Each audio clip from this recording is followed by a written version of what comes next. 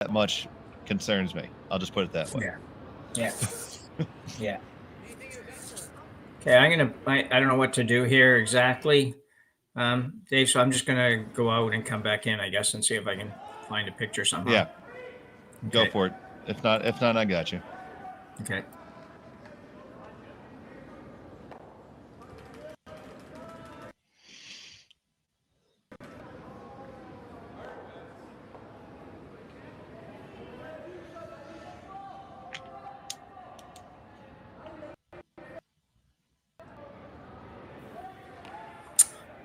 Okay, I have a picture.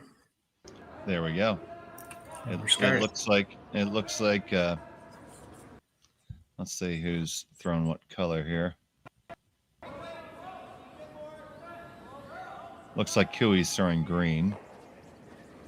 Oh, that's green. Okay. I thought it was okay. It's green and yeah, it's gonna be fun because the 4-foot's green too. Yeah. Okay.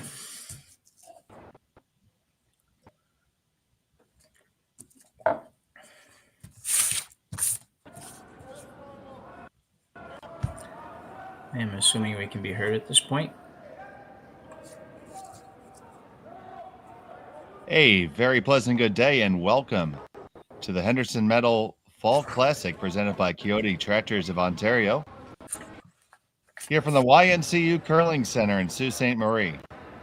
I'm Dave Schmel. I'm joined by Jim Nix.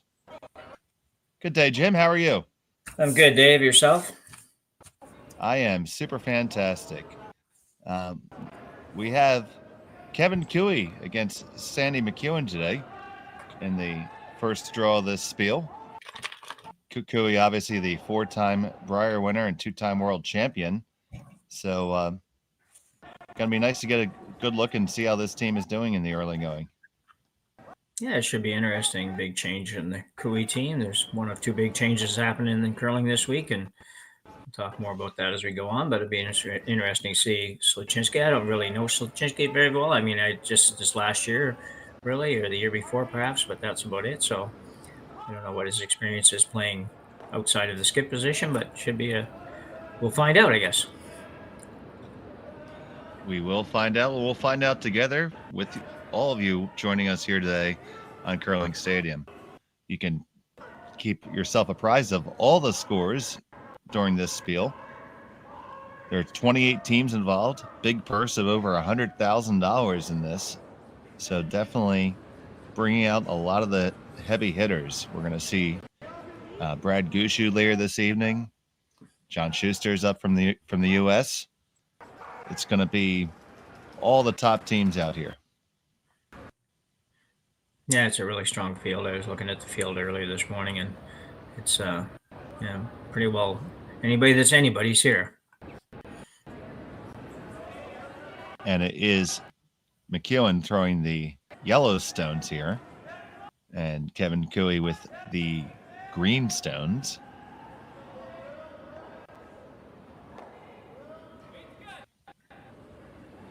This makes exactly the second curling club I've seen with green rocks.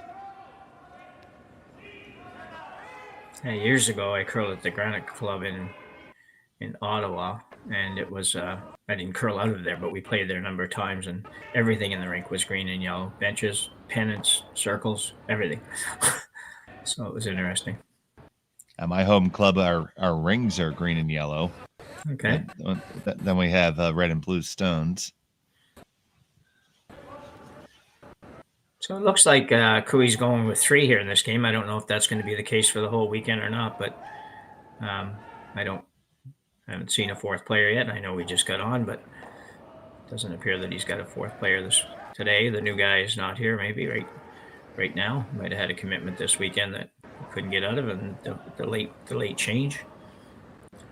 Oh, we'll get that confirmed. Yeah, there's Carrick Martin. And it is Tyler Tardy there in the house. Hit and stick there made by Kiwi.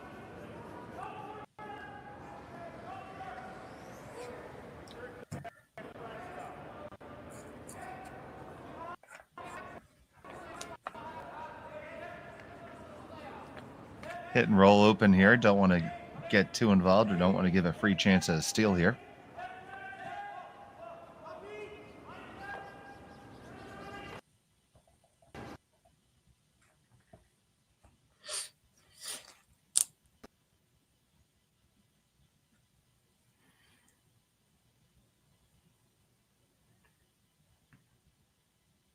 I'm going to go pretty hard on this one. And it gets it. Will it clear it out of the rings? It will.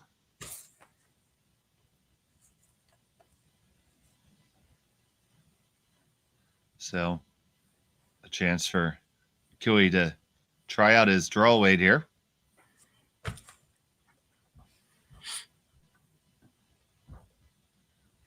Yeah, it's always nice to have one in the first hand that's not a draw against 3 or something like that. It's nice to have kind of an open effort. Oh, that is certainly the case. Nothing can make the skipper's teeth clench more than having to draw against 4 or 5 right off the jump.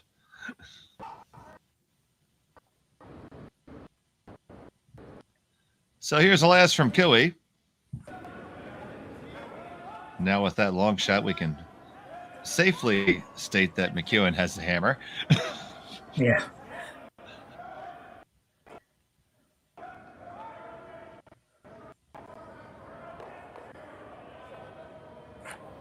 You see these teams are on the clock for this event.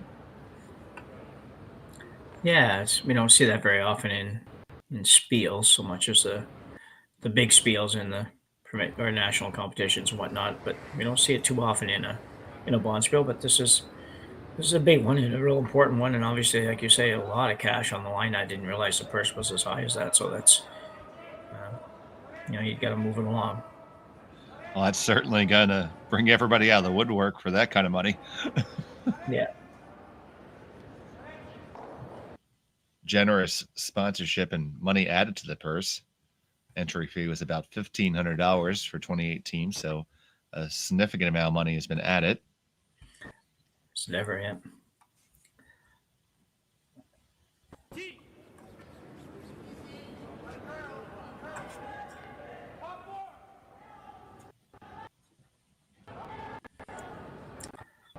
Final stone on the way. Just needs to grab a piece of the button. And no problem there. Score 1 for MacEwan. And we'll be back from Sault Ste.Marie right after this.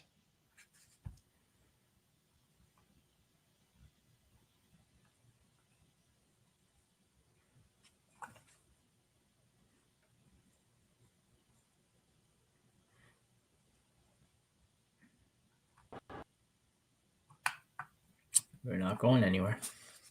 So that's assuming we have commercials. Yeah. So back here end number 2 now. It will be Kioti with the hammer. Got the force on MacEwan there in the first.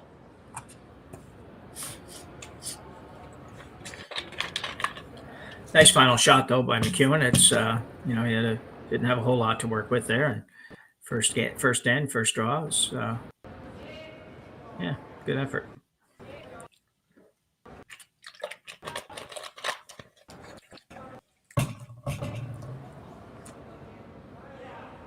So first stone on the way from Luc Ouimet. Hope my French pronunciation is correct there. I think you're in the ballpark anyway, Dave.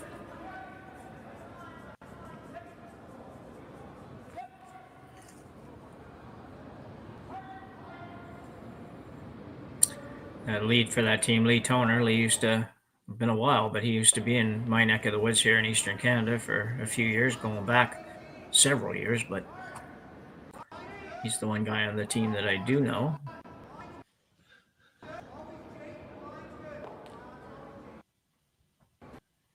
Otherwise, I know very little about this team. So.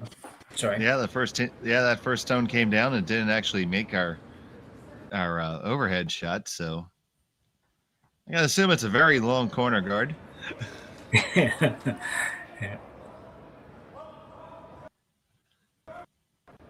That's because we're looking at the wrong house.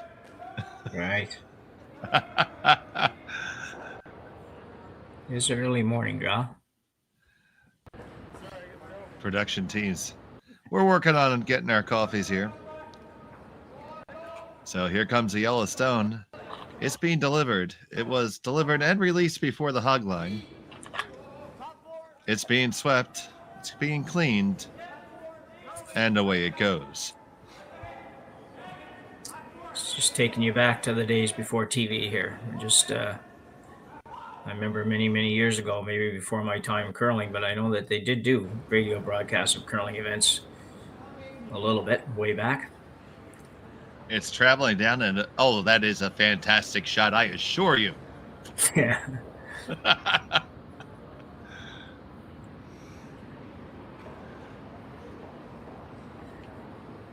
Oh, here we go. Maybe. Much better.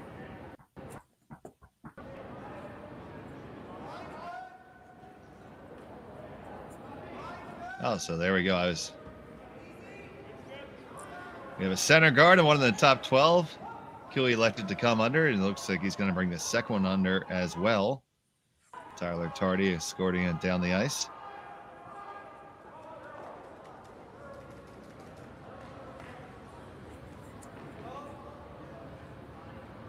That looks to be well executed by Martin.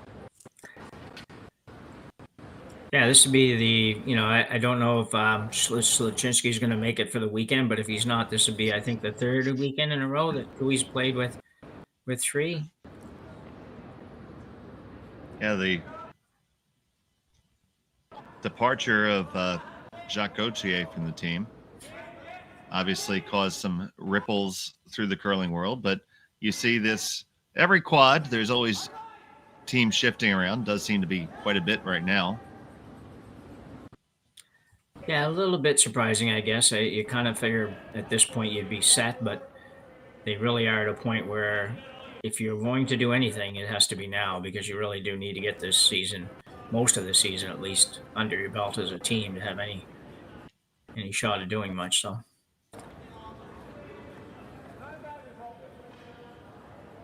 Interesting situation there, because the little come around attempt there ended up splitting their own guards off. So now Kui's going to come underneath the corner. What do you think of that, Jim? Well, I like it for Kui. I think it's it's certainly not a good situation for MacEwan to set up two corner guards for the opposition when he's already laying two. So yeah, I think it's a great situation for Kevin, but not so much for the MacEwan squad.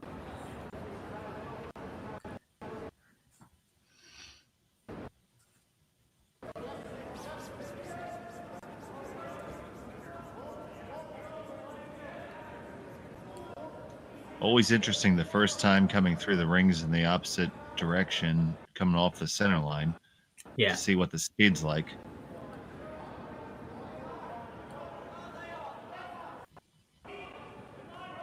That is pretty good, though. Yeah, really well done. Carrick's one of the top front end guys in the country, so he's you expect him to make that. But as you say, quite often, and especially with practice, and you've heard it numerous times, that draw down the center can be a bit of a challenge, since nobody goes there in practice for the most part.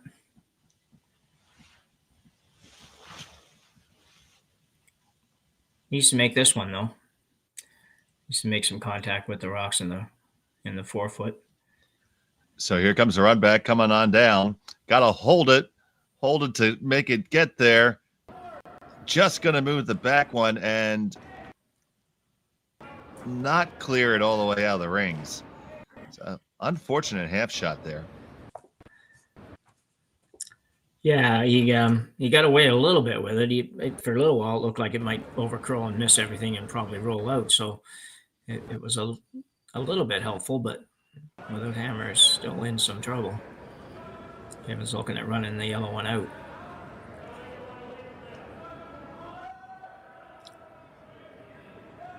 Now, from where it is, you couldn't slide underneath the corner because you would jam on the center, I would think. Yeah. But with it, the yellow being third count, contemplating drawing underneath the other corner. Yeah, it's interesting because it's not a rock that, it could potentially be a problem for you, but right now sitting 2, even if you go around the other corner, you're going to leave him maybe a little hit and a flop off your one on the 4-foot, but I don't know how much danger this one is, but their game's a little better than my game, so this shot would be scary for me and my team to try to make. So, but if you can make it and just flop even half a rock towards the center, he'll be in really, really good shape. So it's going to curl a bit. Shot from Tardy's going to come on up, and it does roll clear, no problem. So they do lie 4 at the moment. So big trouble for the MacEwan squad. Yeah, that was perfect.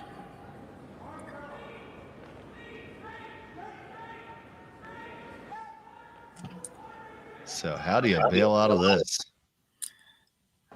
I think here you've got to make sure you get rid of 2. And whichever 2, I don't know if it matters a ton, but you got to get rid of a couple here because you're in big trouble here. I think if you run that top one onto the center, you have half a chance of catching the one in the back on the way past. Yeah, possibly, yeah. And if you do that, and you're at the very least going to leave your yellow one in a very good spot that Kui might have to deal with it. Or if he chooses not to, at least you have something that you maybe can work with in a minute, but you definitely can't afford to just pop this through the hole and roll out or something. That would be no good or not curl enough. Big shot on the way. It's got to move just a little bit. Get the 1 and 2 will go. You lose your shooter, but you're definitely better off than you were 1 rock ago. Yeah, I agree. Definitely not the way he would have liked to make that, because he would have left his own in play there somewhere that he could use. Because if you're Kui now, you split the house and you're in pretty darn good shape. I don't think MacEwan can get to the green one, or green one. I guess I said that right. Anyway, behind the guard. Well, you can get to one. You can probably dig one of them. I don't think you can get both of them. Yeah.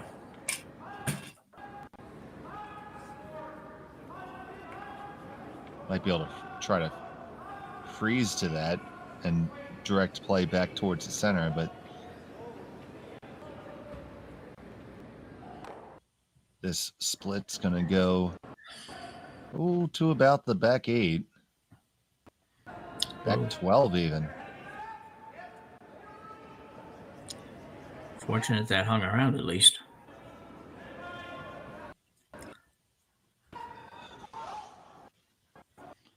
So decision time. How do you get out of it? Do you try to be a hero now, or do you take your medicine? Well, I think you're going to I think you're going to play the yellow on the green. That's what I'd be looking at. Try to stick it right behind the long guard, corner guard, and still a few rocks to come.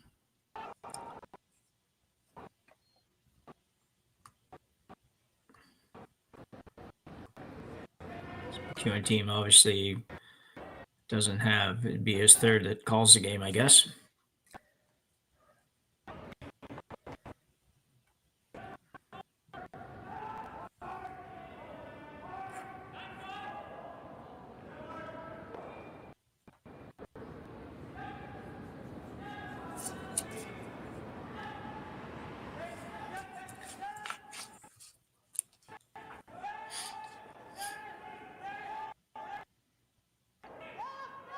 Coming down with some pace. Just laying a broom to it now. Get 1 and that's it, but your line's second shot. He didn't look terribly happy with it, but it was a pretty good effort, I thought. Throwing a lot of weight at both those. Is this a little bit harder to control them when they're You're throwing that weight is all. Yeah, Jim, you bring up an interesting point there. I know we have coaches at our club that will preach the virtue of just throw what you need to kill it, because in that way you give your brushers a chance. Yeah.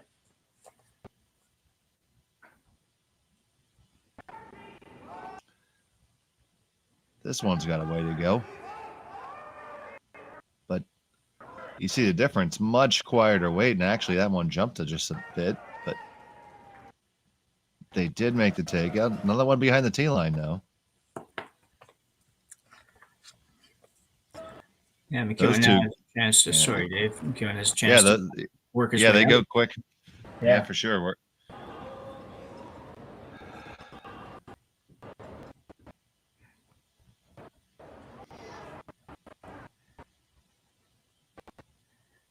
I think if MacEwan could find a way to get out of this end with just a deuce against him, I think he'd be pretty ecstatic with that at this point.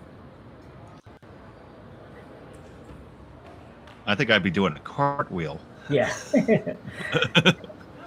Yeah.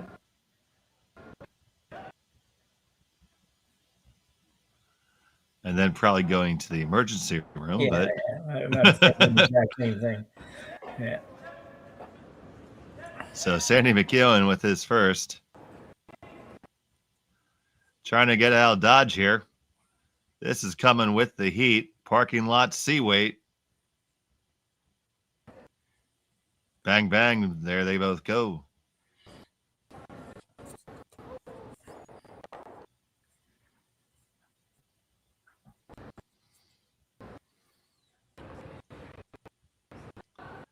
Does appear to be shot stone in the back, so that's what's going to be addressed. And Gooey's going to try to preserve his deuce here. Yeah, hasn't got a lot of room to work, but a roll, but should be fine.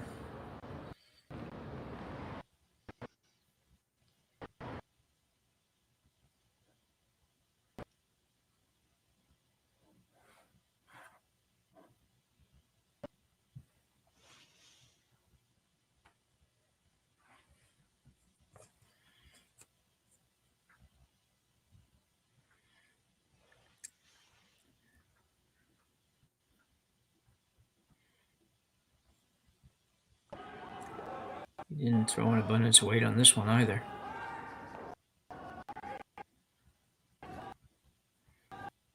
But there you go. There's that soft weight. Even though you didn't hit it exactly where you wanted to, it stuck around. Exactly, yeah.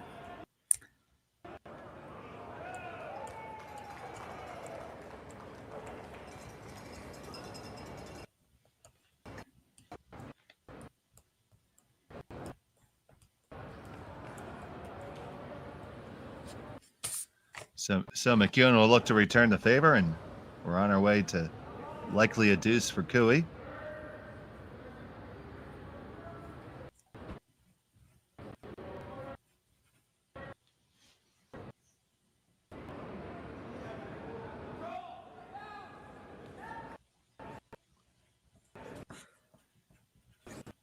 We met in Toner on the brush.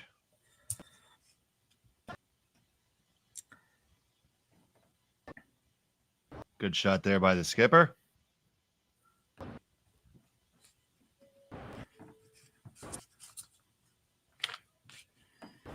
Yeah, they kind of made a bit of a mess of this end in a way at the start, but it looks like a pretty solid team, this MacEwan team, from what I've seen so far, how they're throwing the rock and whatnot. Seem pretty solid.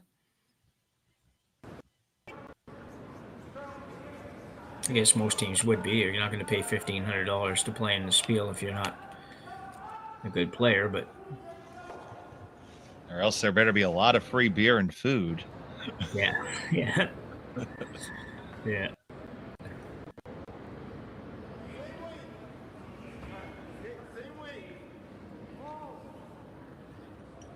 And if you are willing to pay $1,500 to play in a Spiel, I'll give the address of my club. Yeah.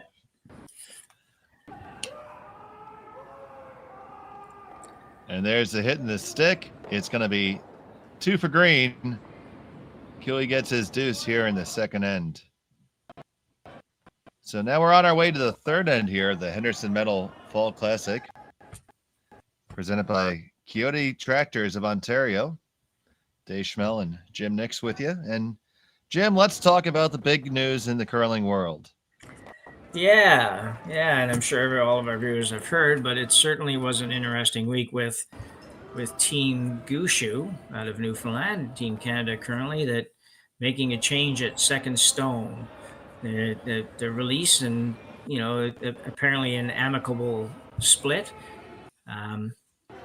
with E.J. Harnden as Gushue looks to move in a different direction, and also in who they picked up was quite a discussion point amongst many curlers and a lot of different views. And certainly the name they ended up with Brendan Bottcher was one of the names that people thought was a possibility. There might have been a few others out there that were options that were maybe typical front end players, but they thought that Bottcher would be the guy. So imagine being able to stream every curling game from every sheet from any event, be it your Wednesday league game, bonspiel, or corporate event. Curling Stadium offers an all-inclusive streaming solution featuring high-quality cameras, ease of use, great reliability, and minimal installation. Offering your sponsors customizable ad space on your streamed curling games and being able to sell video packages to your corporate events for increased revenue. With Curling Stadium, you can stream to any device, be it your mobile phone, tablet, or computer.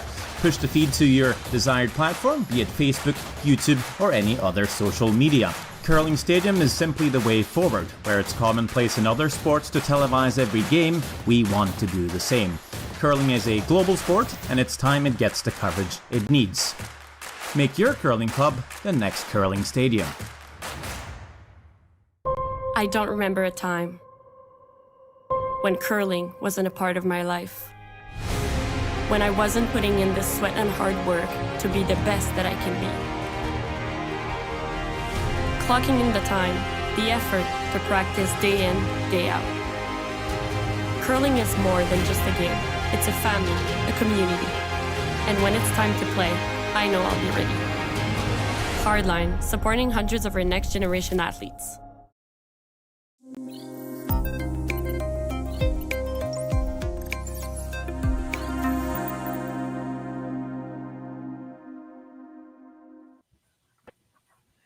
Back here at number 3, from Sault Ste. Marie, Kevin Kioti versus Sandy MacEwan.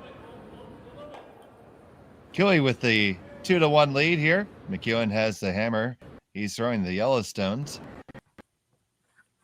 And before we went to break, we were talking about the pickup of Bottcher by Gushue. And Jim, I was definitely shocked with who it was too, because you have two very strong personalities joining forces there. Yeah, absolutely. I think I know Brad. I don't know Brendan rather, but from everything that everybody says and we read and all of that, they are definitely two very, as you say, very strong personalities and sometimes those things don't work really well together. So it'll be interesting to see. I think for all indication is that Bottcher's going to play a true second stone, so he'll be throwing and sweeping as a second stone. There was a little bit of talk he might hold the broom for Brad, but they're not doing that from what we say. And he's not with the team this weekend. Their fifth player, Adam Casey, is going to play because I'm not sure what Brendan has going on. But anyway, he wasn't able to make it work for this week, and we'll join them probably at the next event. I do believe that Brendan is playing doubles this weekend. I could be incorrect though. Yeah, it may well be. I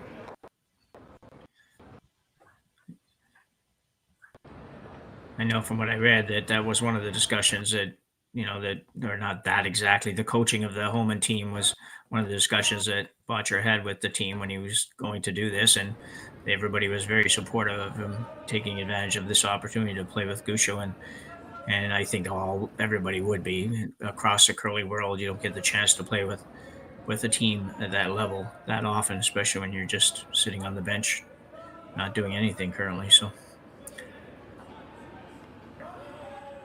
Absolutely. And Brad Gushue one of the most accomplished curlers of all time, and to be able to join that squad, it's an opportunity that, frankly, anyone, in their right mind would jump at. Exactly.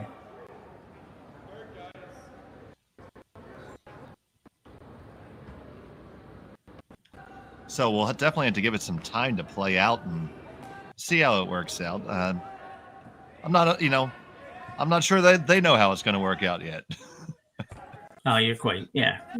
I'm sure they're very positive and optimistic about it, but you haven't been on the ice yet, so it will certainly take a little bit of time. And while we've went through that conversation, we have an interesting little end brewing here. We do.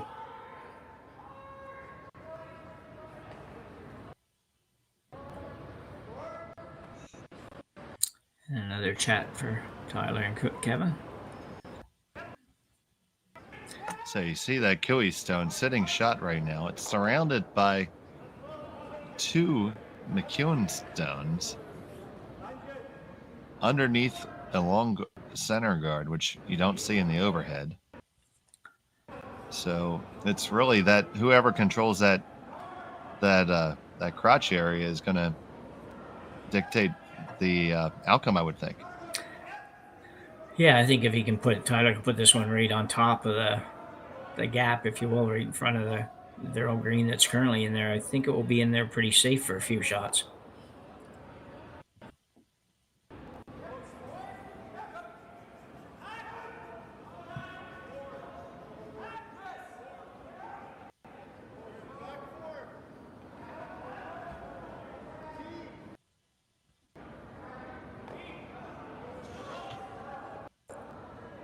This one's got to curl a ton.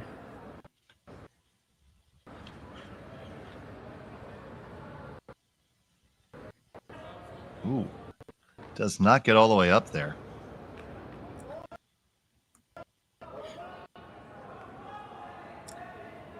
No, I think if MacEwan team can maybe come off that green one a little bit and sit right where he's indicating, that we'd be in a pretty good position. Have to be a little careful there. You could set up a double. Or the direction of. Point out an arrow indicating. Sorry about that. That's just my phone in the background decided to have a conversation. I don't know. Not what I was ready for, actually. It's. You should have asked Siri to tell you a joke. Yeah, I know. Yeah. Yeah.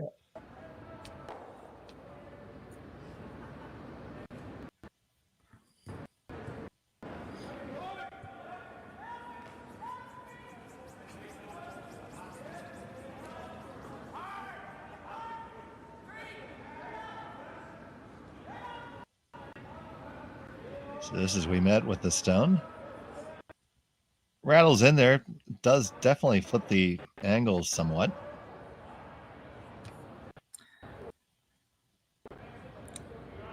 Yeah, I think it was probably a good thing moving that yellow one over a little bit. He could have had it looked like it might have been a fairly easy double shaping up for Kioti if he had to stay right there.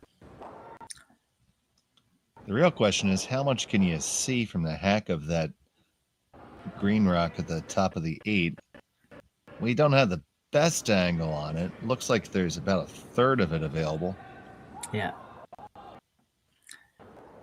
Yeah, I would say that's about right. Definitely enough to get to it. The question is that any good for you? Yeah. We're going to find out, though. We're going to take a run at it here.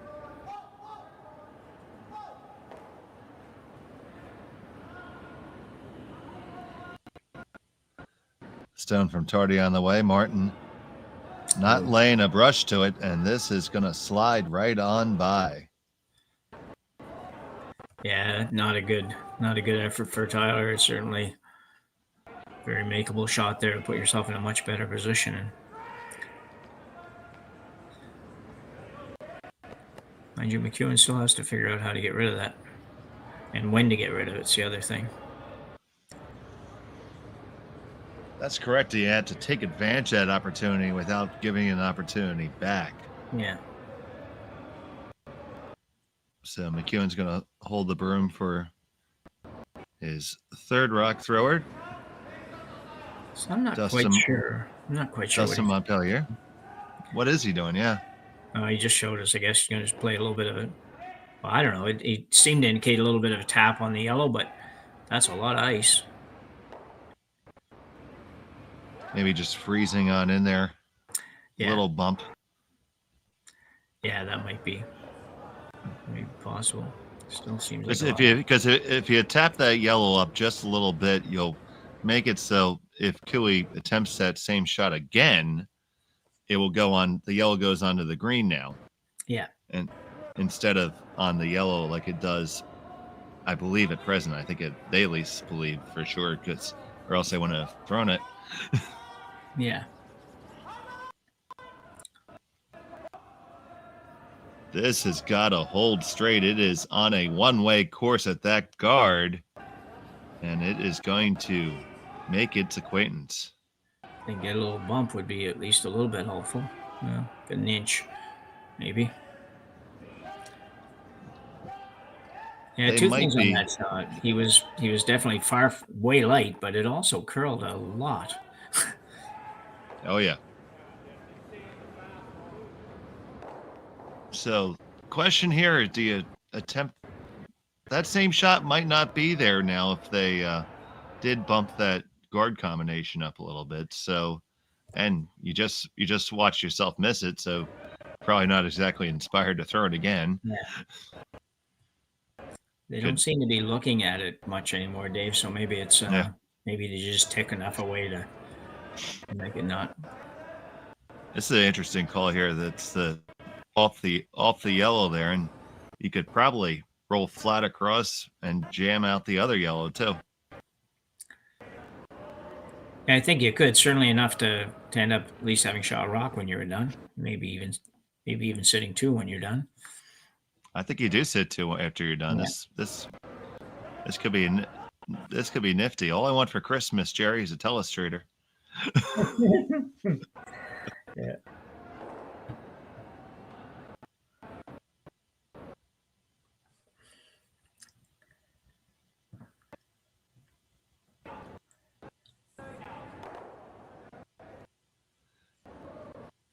So Tyler Tardy with a key shot here in the third.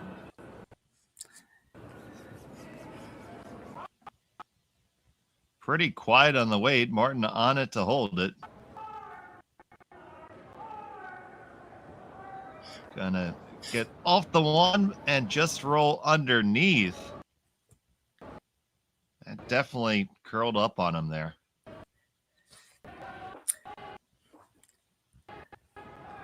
Yeah, it was. I think they took the idea of not overthrowing it literally there. That was fairly light for that shot, but if he was actually trying to move much, but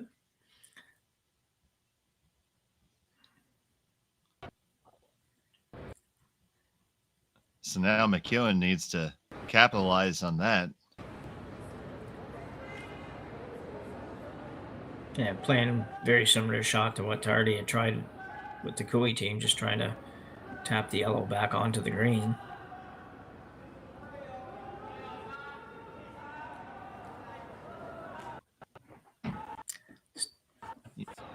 You may end up line 3 after this. Yeah.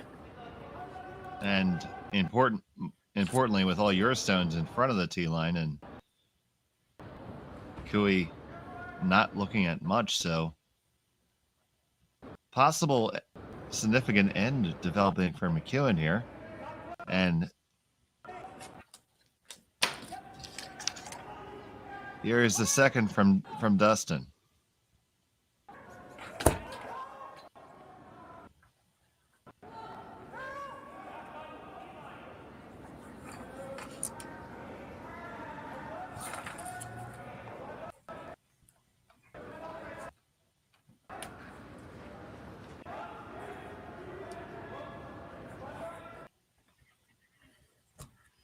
Well, It tapped it, but not all that much.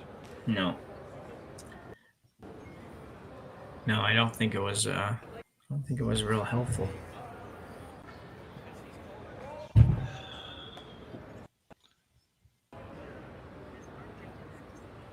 So if you're Kioti, a live shot now.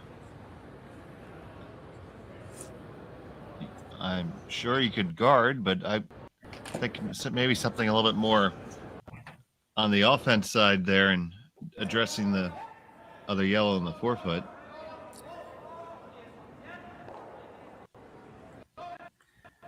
It's going to be offense and defense, really. Yeah, I would have thought that too. It looks like he's throwing this one with some weight behind it, like a lot more than I would have thought he would play on this shot. One thing about throwing the extra weight, he can probably still get a little bit of a roll maybe and have the yellow come off the green at the back and disappear, not just hang around there. So Kevin Kioti with his first. It's out there too. This one is also floating, and it's going to just catch it and knock out his own. Oh, that's unfortunate. Yeah, that shot confuses me a little bit. I don't know why you would play that. Not that he doesn't throw the big weight a lot better than that most of the time, obviously, but I just didn't really know why you would throw that shot. But anyway, good for the MacEwan team. Get a chance to get their deuce back. Yeah, it seems like you gave it, I don't know, 3 wood weight when you probably only needed a hybrid. Yeah, yeah.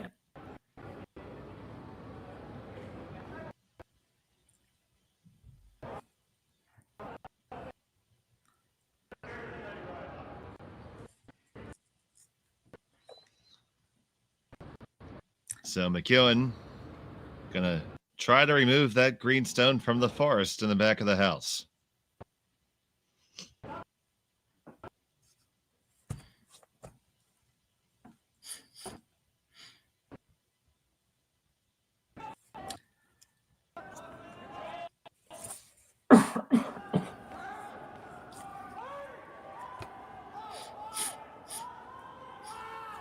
He says, whoa, whoa, whoa, don't touch it, get off. And it hangs around, but not enough.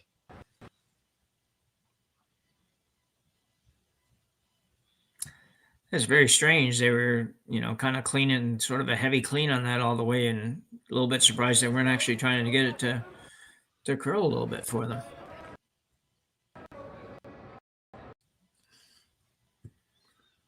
So, chance to get out of this for Kevin Kioti. Just draw the pin here. Yeah, sorry, we saw this shot a few minutes ago with the third for MacEwan, and we didn't get really a great gauge on it because he came up so light. But I think this one's going to bust really hard towards the center, so he might be able to even get this one in a position where he could steal a point yet. Final stone for Kevin Kioti in the third end. Looking just to get underneath there on the lid. Now, Tardy out to carve it over.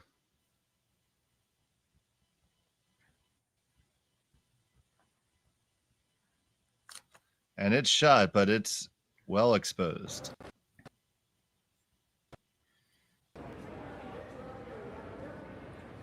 Definitely accessible. Be a nice little quiet weight tap back for MacEwan here. Final stone event number 3 coming up.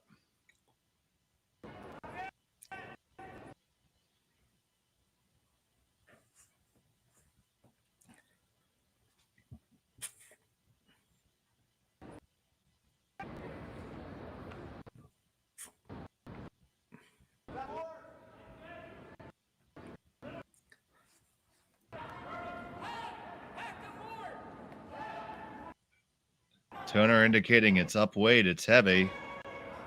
They're going to need to get this one to grind on in. Now they're on it. Squeeze past their own. Yes, you do, and you got your deuce. Great management of the shot there by the whole team.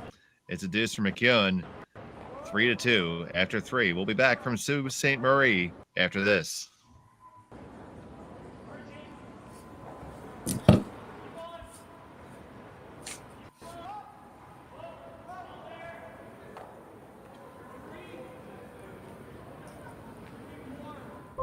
I don't remember a time when curling wasn't a part of my life. When I wasn't putting in the sweat and hard work to be the best that I can be. Clocking in the time, the effort to practice day in, day out. Curling is more than just a game. It's a family, a community. And when it's time to play, I know I'll be ready.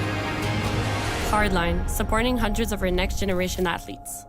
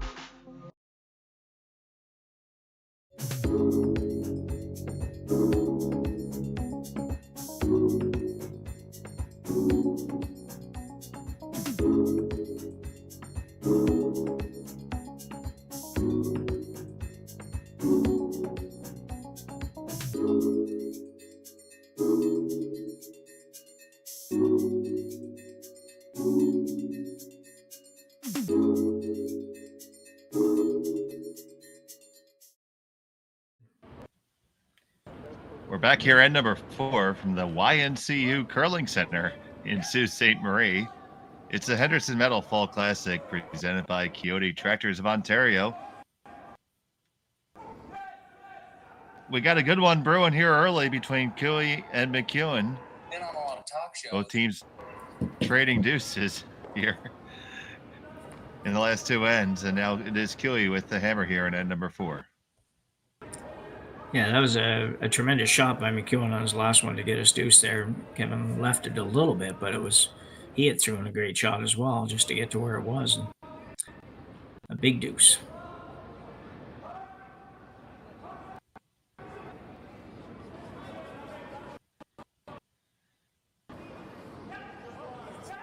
So Lee Toner delivering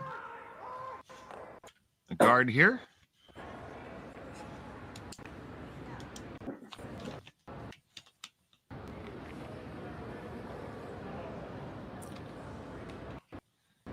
Right on the center line.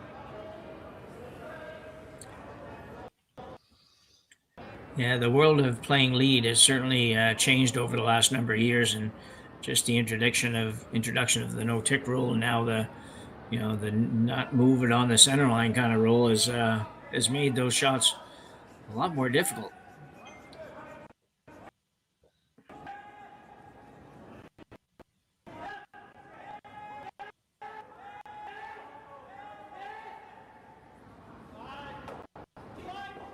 So Cooey asking Martin to come underneath his own corner guard. So game on.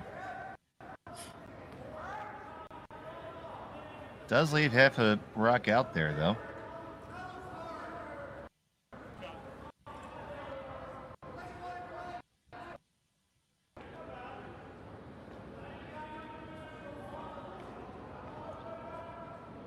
Looks like they are going to attempt to dig this one out.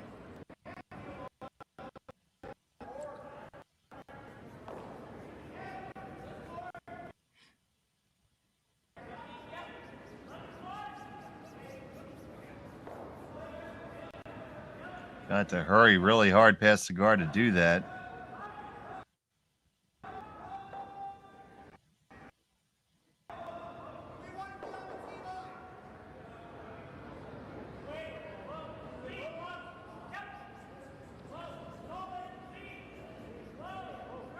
They do move him. Everything stays in play, so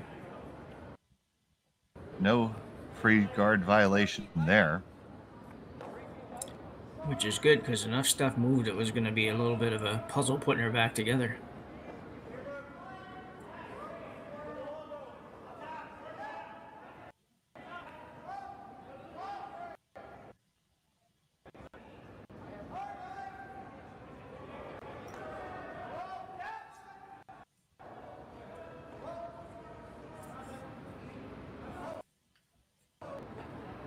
Now Martin's going to get to show off his peeling ability.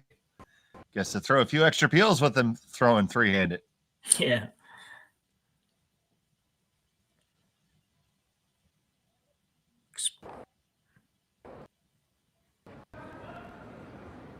Gets them all moving.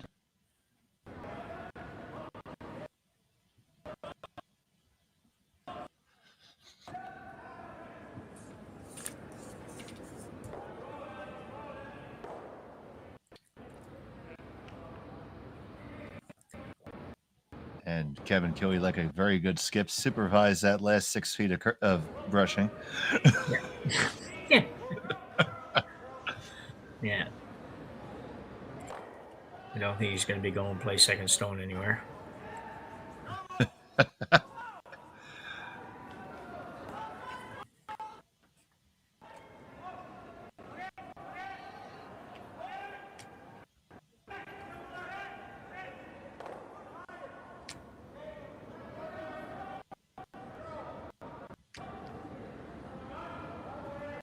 And take another shot to come under the corner here.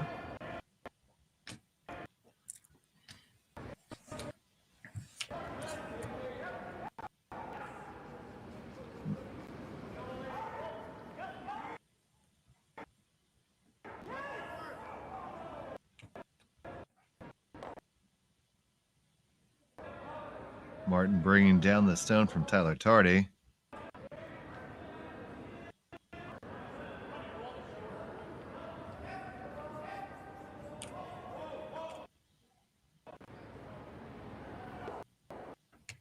Yeah, it's a nice shot. Yeah, it's pretty well buried. So yeah, pretty well buried. So it's gonna any miss here, you're giving up a deuce.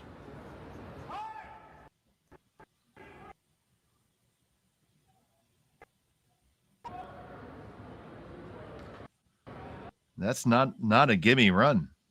No.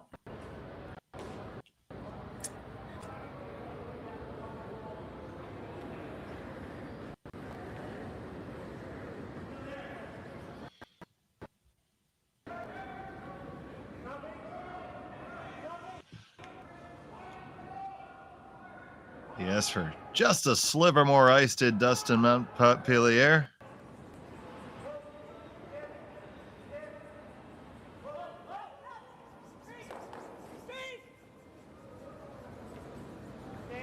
Gotta hold it. This is going to go over the top and clears everything out there. Yeah, I didn't get real close on that, so I'm going to make an assumption that he was a little bit tight on it, but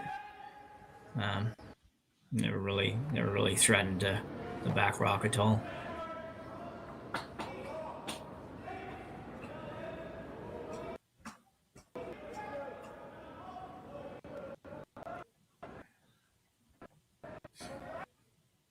So they're going to go after this rock and try to hold on to their deuce. Still, it's going to require some care. Quite a few stones still to come in the end.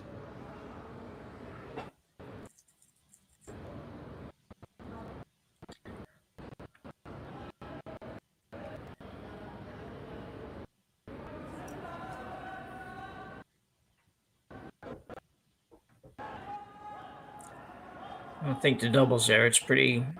You'd have to throw it really, really hard, and I think if you can get over in the vicinity of the other rock, you'd be doing your job here.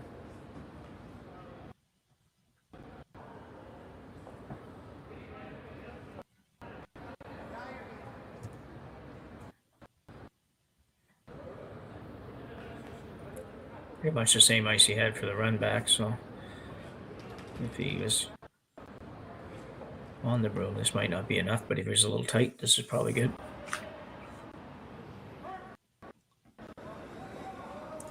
Coming at it pretty firm.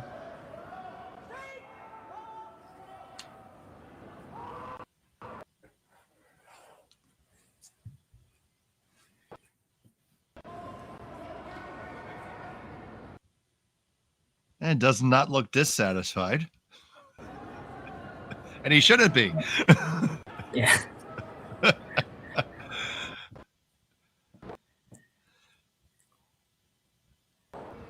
So trying to build that angle there.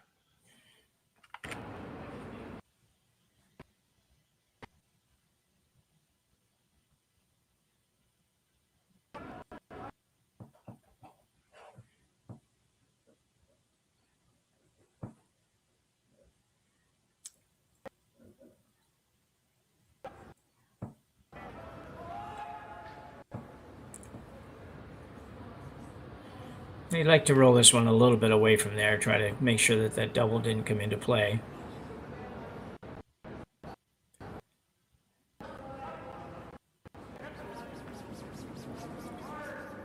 Eric going hard early, though. Garrick's going to try to hold it on there. And they get the hit and a nice separation. They are pretty well dead flat. Yeah, that was good. That was a good shot. If he rolls any further, and it might not be as good. And we're on skip rocks here, and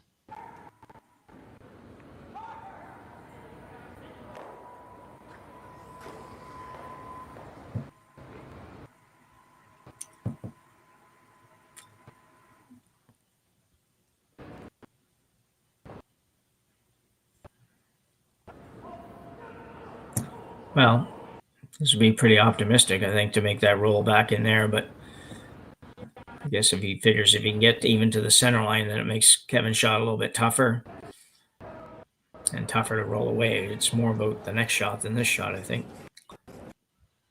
well, you had to keep hope alive, buddy. Yeah. This is going to hit and skitter over and off the rings. Or no, not quite. It did just stick around.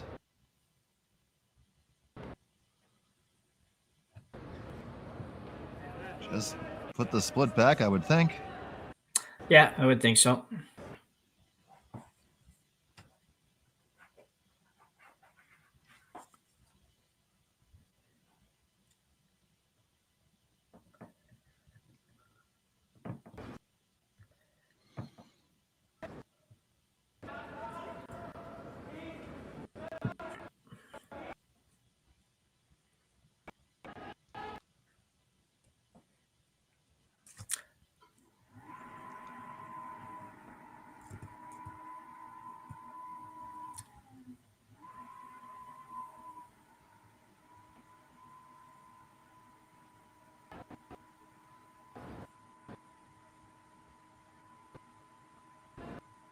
Kioti with his first.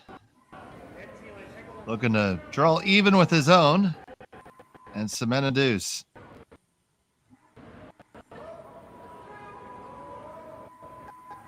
All about the depth control here. You want to be dead even. Martin brings it down, and that might have went a little bit too deep. At least you have to take a shot at it. Yeah, I think that once it appeared it was going to go past being even, I guess the idea would be get it back a little bit further so the double becomes more of a challenge. If it's a foot shorter, then MacEwan can go after the double without quite so much worry about jamming it on his own. Now he would have to be a little bit concerned, I guess. He's trying that same shot he tried the last time, which would leave MacEwan just to draw to the 4 foot anywhere for 2. So I guess I still don't quite understand it, but if he's happy with it, that's all that matters. I guess he just doesn't like the angles. Yeah. And you have to throw a shot you feel like you're going to make. So if you're going to make this 10 times out of 10, and he does not disappoint. So looks like that Kioti's going to hit for it. He could draw for it too. The broom's about the same either way. Yeah, I'm thinking draw, Dave. I think that if he was going to play the hit, I think he'd take a little more than that. But I could be wrong. He can hold them so well nowadays with the brushes that we'll see in a minute. A little early in the tournament to make Carrick's face turn purple. Yeah.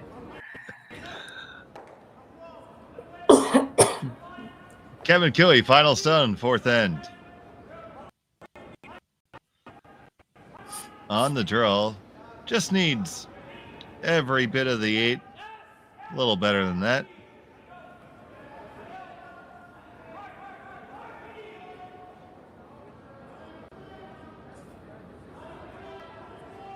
And that'll do just fine. It's a deuce for the Alberta skip. They lead 4-3 after 4 from Ste.Marie.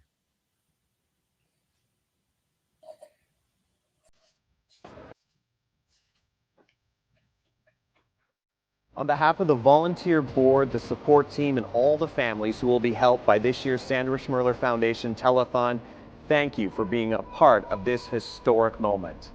$1,126,014, a new record, exceeding our goal, and most importantly, countless families from St. John's to Victoria to Yellowknife and babies in over 100 hospitals in between will be impacted by your generosity. And we couldn't do it without the amazing partnerships we have with Curling Canada, TSN, and Net2Phone Canada. They connect you, our generous supporters, with so many of the Scotties participants and our volunteers on Telethon Day. A special thank you to Jocelyn and Brett for sharing little Luke Gallant's stories, and all of the families across this great country who shared stories of how Sandra's legacy has helped their little ones grow up and become champions. In each of the last 3 years, because of generous supporters like you, the Sandra Schmerler Foundation has been able to give back $1 million to help babies in every province and territory. And this year's telethon will ensure we can continue that incredible momentum. Thank you for helping champions start small. Thank you, Canada!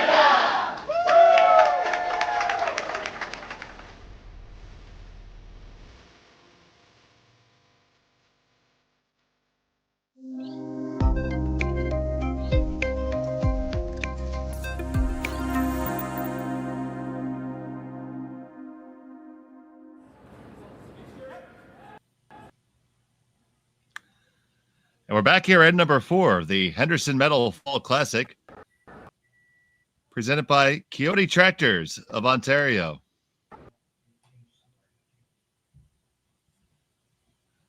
I'm Dave Schmel, and Jim Nix is getting his coffee.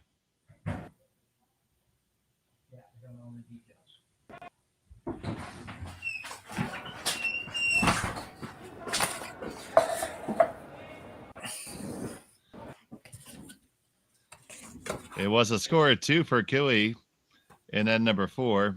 MacEwan with hammer and yellow stones here as we start the second half.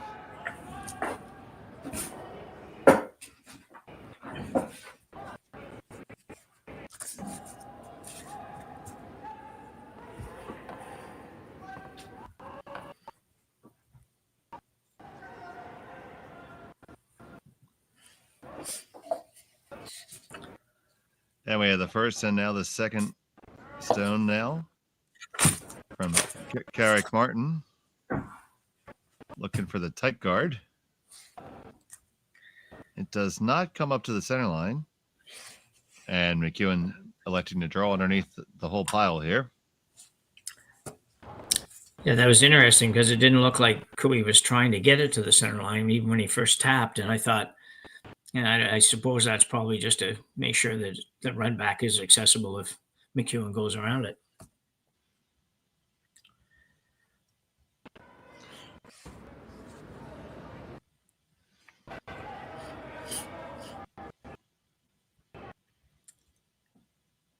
So is your coffee good and hot there, partner? It is. I only had about another 2 inches or so left in the bottom of the Tim Hortons cup, and I might have heated it a little too long, but it'll just last longer.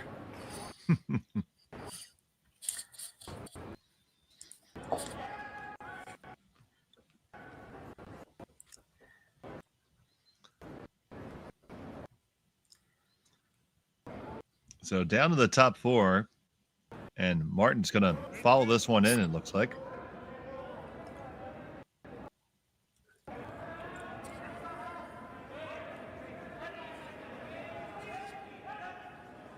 little heavy.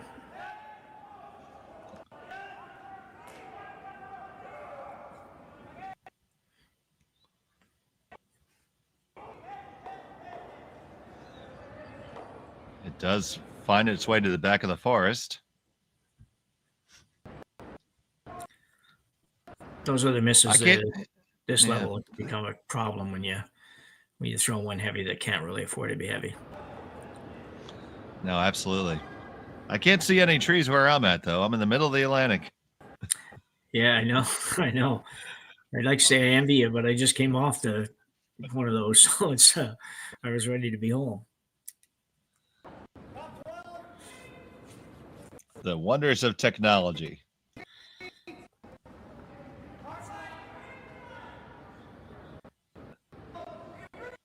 MacEwan going right back in. Yeah, no harm in this call. Definitely get something set up here. Yeah. It's going to force Kioti to...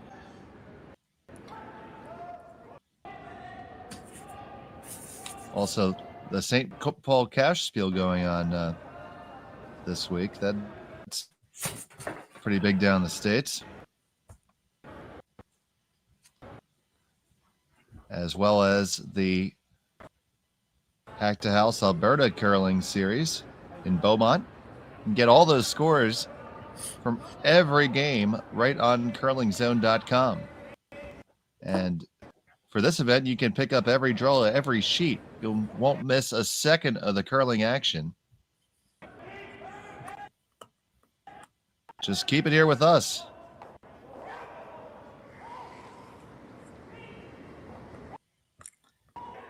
Taking a look at some of our other games, John Epping has a 4-1 lead over Abe. Corey Dropkin, 3-2 over Greg Smith. Keane is 5-2 over Park right now. Ramshell is 8-2 over Champ. And Dunstone, 5-1 over Hunt right now. This is the first and opening draw. We have curling for you all day, though, so get settled in.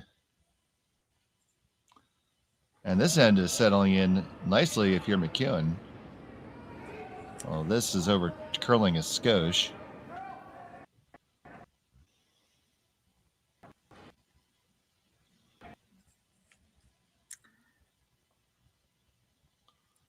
Do you think you can stay the right side and make the double there? Yeah, I was just wondering that myself, and I don't think he can, but I don't think he can quite get enough to the yellow, but not really too sure. We'll try to have another look here in a minute.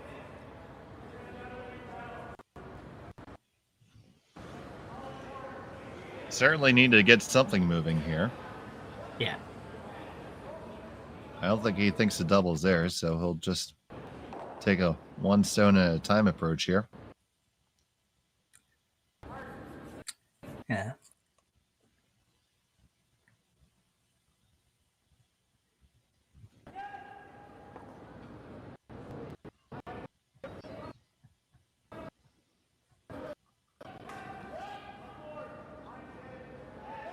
So it looks like they're going to draw behind everything. Jim, you like this call? Well, no, not particularly. I like the idea of coming down and just getting to the nose of the green and bumping my yellow back about 3 feet or 2 feet. What would that be? Yeah, 2 to 3 feet anyways. And setting up a better angle on the front one.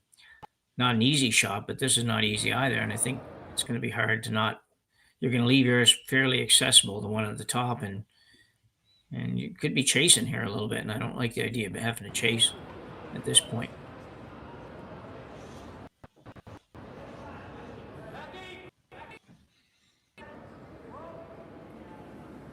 So the third in game caller, Dustin Montpellier with his stone.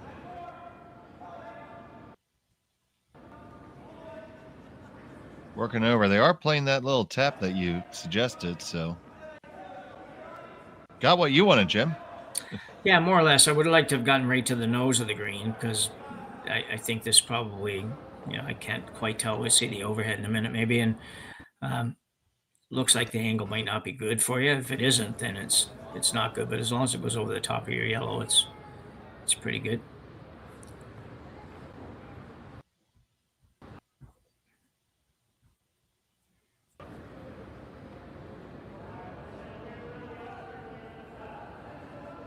See, they're also contemplating just coming around.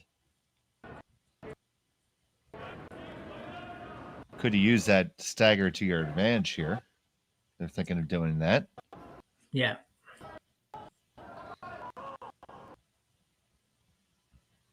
Up, we're changing stones now.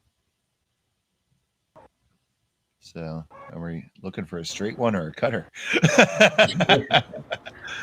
Yeah. I would think it'd be, if you're going to come under, that's when you're going to dig out that cutter if you found one. Absolutely.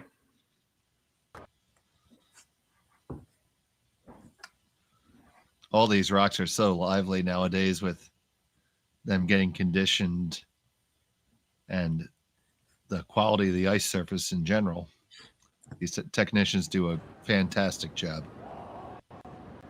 Yeah, I agree. It's I don't know what this is, but the 5th or 6th event I think I've done, and every time we've been anywhere, one of them was the second time, I guess, in the same club, but every place we've played so far that I've been doing the broadcast has been, the ice conditions have been great. So yeah, a little more curl here and there, and a little less curl here and there. But when I'm talking more or less, I'm talking about the difference between 4 and 5 feet, and it's just nice ice to play.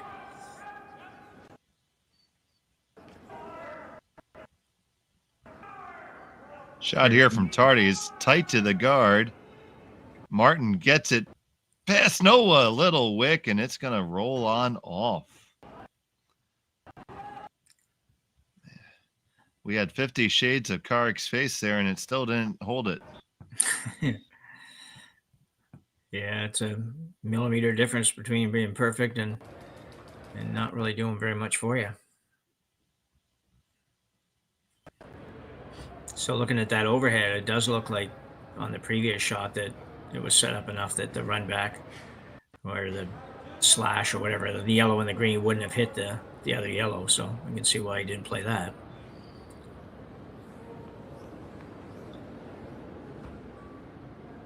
I mean, so you're sitting shot, you have hammer, and you have lots of stuff to work with, but do you really even feel good right now if you're MacEwan? Yeah, because I'm playing Kevin Cooey and not necessarily feeling great yet. It's I'm trying to figure out where there's a rock that he can come off of or run back from 13 feet away. So, but yeah, it looks like they're going to opt to play this hit on the green, on the yellow green combination. It's going to leave that back one wide open. I don't know. I thought they might go out, turn, draw around, and just go to the top of the 4-foot. I think they're afraid of him putting it in a place where they could go yellow, green, yellow, and make all kinds of things disappear at the back. So see what happens here.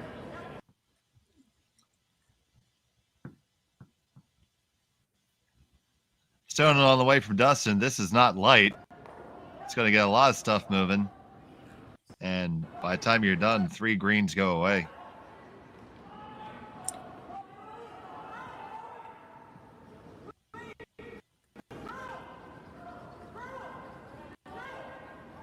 I think Cooey might be lining up possibly lining up the triple here. I think the triple is there, buddy. Yeah.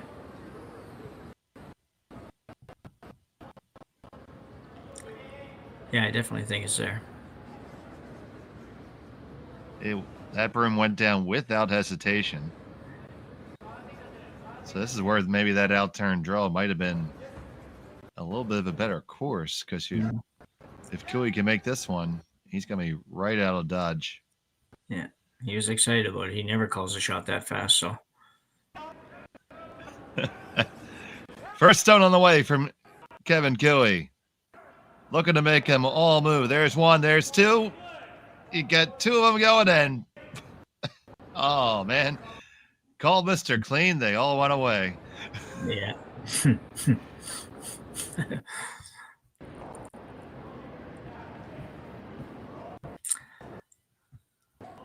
So do you think you'd ever consider ignoring this rock and just going right around? Oh boy. Too much chance of getting forced, maybe. Yeah, probably, but we'll see. I mean, right now, my heart's broken. If I'm Sandy MacEwan, Yeah. I did all that work. It was looking so pretty, and my opponent just made them all go away with one wave of his magic wand. Yeah, and it's not so good when you make the shots you called, and then they're able to do that and without hesitation. So I just don't think they ever saw that as being a possibility. But this one could be good. Wow. Oh, He does get a nice roll out of that. yeah. So Cooey can still see it for sure. Darty has the broom down for him.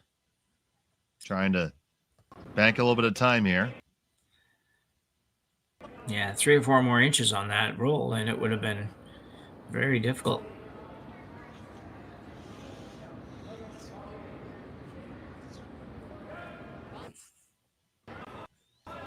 Final stone for Cooey. Martin picks it up right out of his hand. Yeah, it didn't look like he threw it very hard, but he's got all kinds of room. No problem. Just wanted to make sure.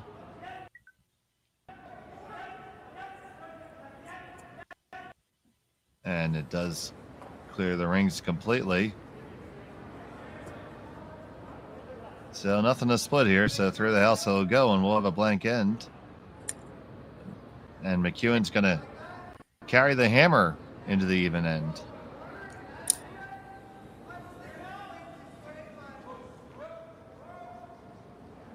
So blank-a-doodle-doo. It's still 4-3 after 5. We'll be back.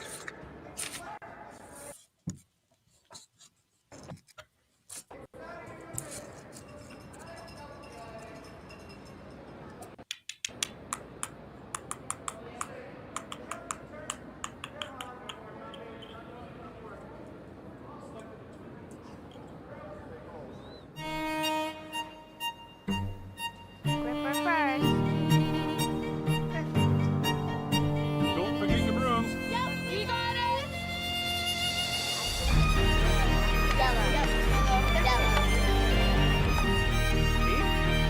Come on up. Okay, well, what do you got? You got 1, you got 2, you got... Just one more throw, please. You make moments like these possible. Handcrafted in Canada, Hardline's Ice Pad has revolutionized curling for over a decade. Engineered with top-tier precision and durability, it is backed by an unmatched 10-year warranty.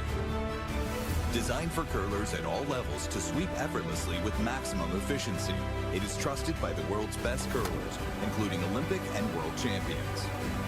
It is quite simply the best broom in the game.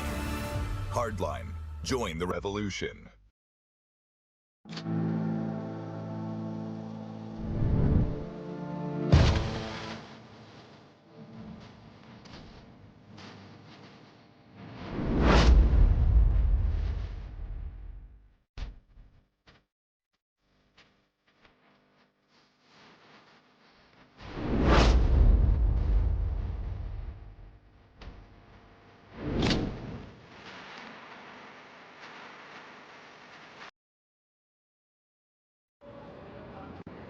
We're back here in Sault Ste. Marie at the YNCU Curling Center. It's the Henderson Metal Fall Classic presented by Kioti Tractors of Ontario. A good game here between Kevin Cooey and Sandy MacEwan. Blank in the 5th means MacEwan has the hammer here in the all-important 6th end.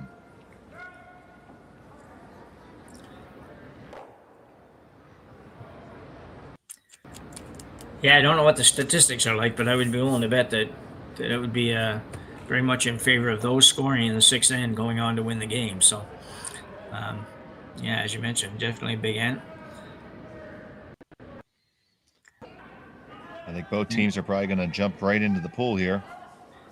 Yeah, I think so too. I think MacEwan has to take a bit of a run at getting his 2 here. And Really looked like he had something cooking in the last end, and Kiwi just got out his eraser and made them all leave. Yeah, he's done that a number of times over the years for sure. So not a shock, but you're right. I'm sure that MacEwan was feeling pretty good with where that end was looking like it was going, and then all of a sudden it's like, oh wow. They did come within a few inches of maybe having a decent chance to get their deuce with that roll, but so be it. We wanted this one.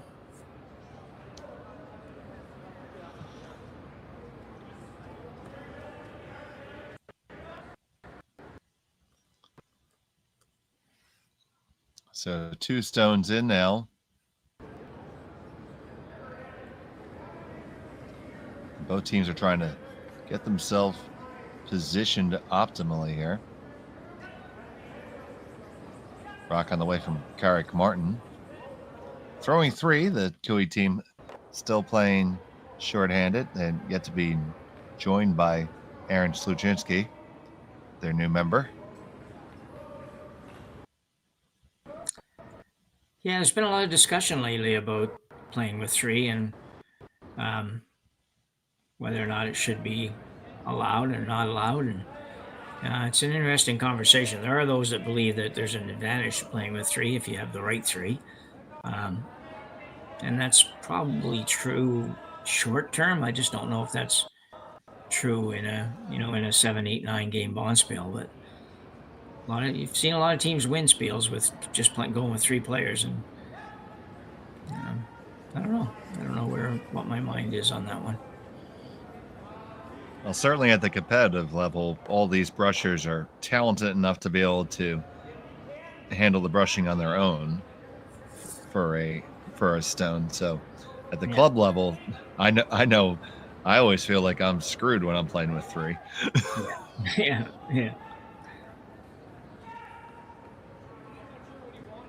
Really tough when you're staring down that last draw and you feel like you're short a brusher. Yeah. I tend to always throw it just a little bit too heavy because I'm just trying to nail it perfect out of my hand. Yeah. This one might miss. Going at the one on the edge, and it just slides by. So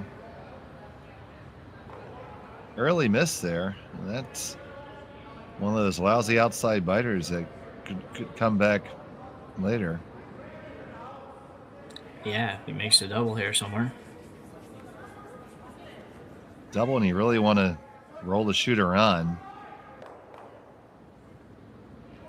The one. Now, can you spin that guy on? No, it doesn't. So a chance out of it again for Kiwi. Yeah. Very splittable. That is correct. I agree with that. I think Tyler probably just underthrew that last one. It's sort of a, I always like having my players throw it, keep it firm. Even though I might call you normal weight, it's like a firm normal, if you will. And yeah, it's. Especially when you get out in the wings there. Yeah, exactly. That's where.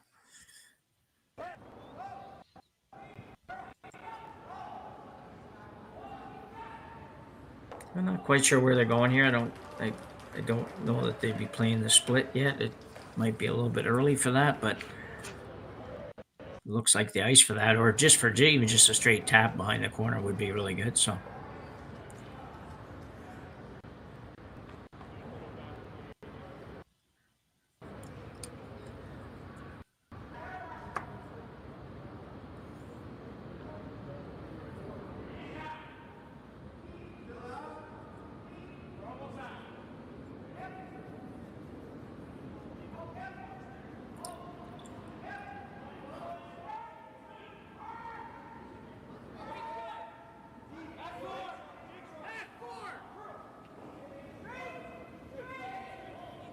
First stone on the way for Dustin Montpellier.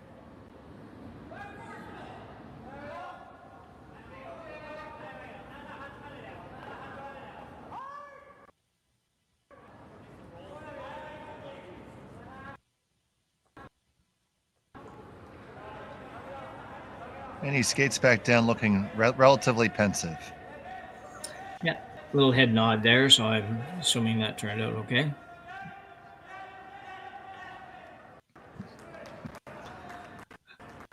Tyler Tardy settling in the heck.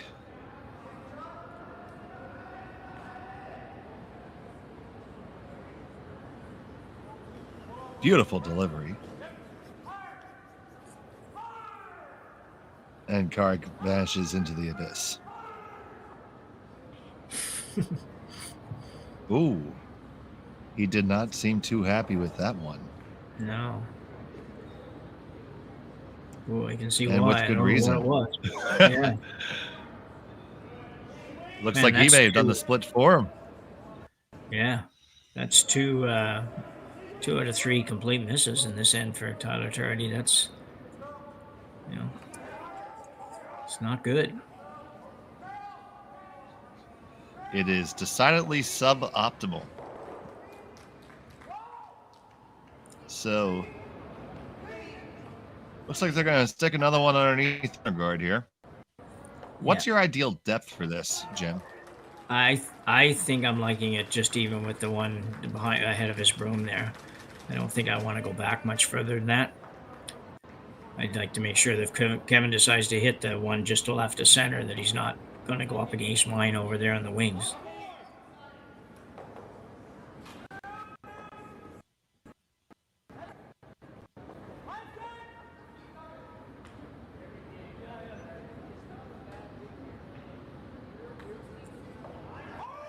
Gotta get there, though.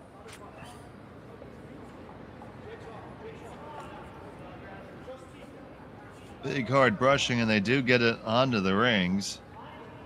Question is, did you leave anything big there?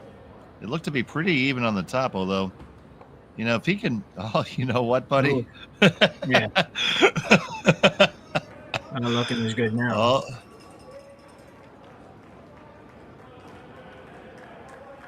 This might go. Yeah.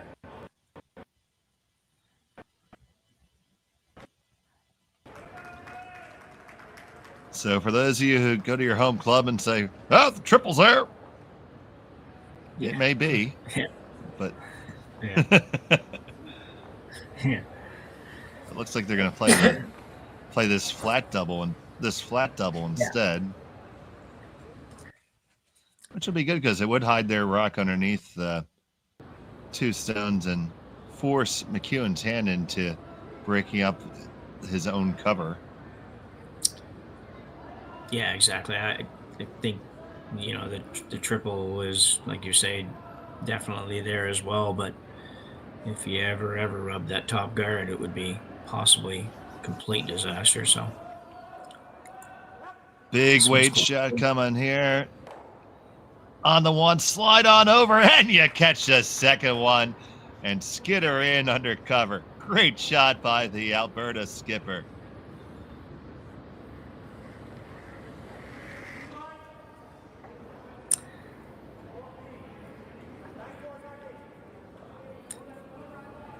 La-di-da just made another 8-foot crosshouser.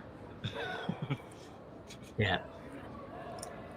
Yeah, it's interesting end. He hasn't, the Kioti team hasn't made much this end. And now they're looking at quite possibly a force here even to one.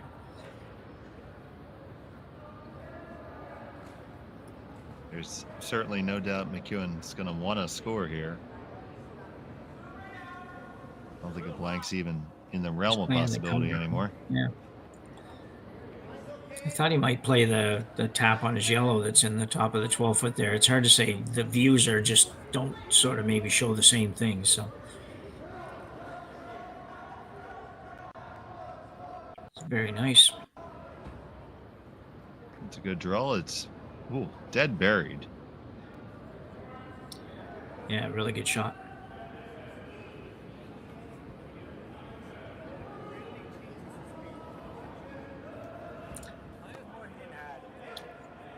This will be an interesting call. Kevin could play the run back if he could ever make it perfect, get rid of both yellows and let MacEwan try to make that yellow on green. But Could play the out-turn freeze to the yellow one that they just threw. Try to make the 2 as hard as he could make it. I'm not sure there's any other options or not. Those are the only 2 that I can think of.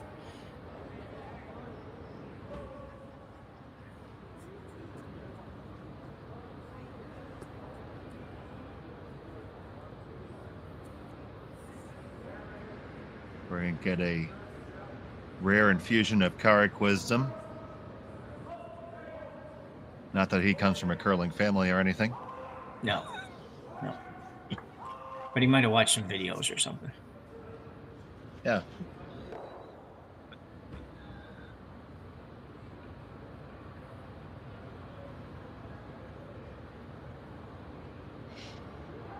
He's going after this. Yeah.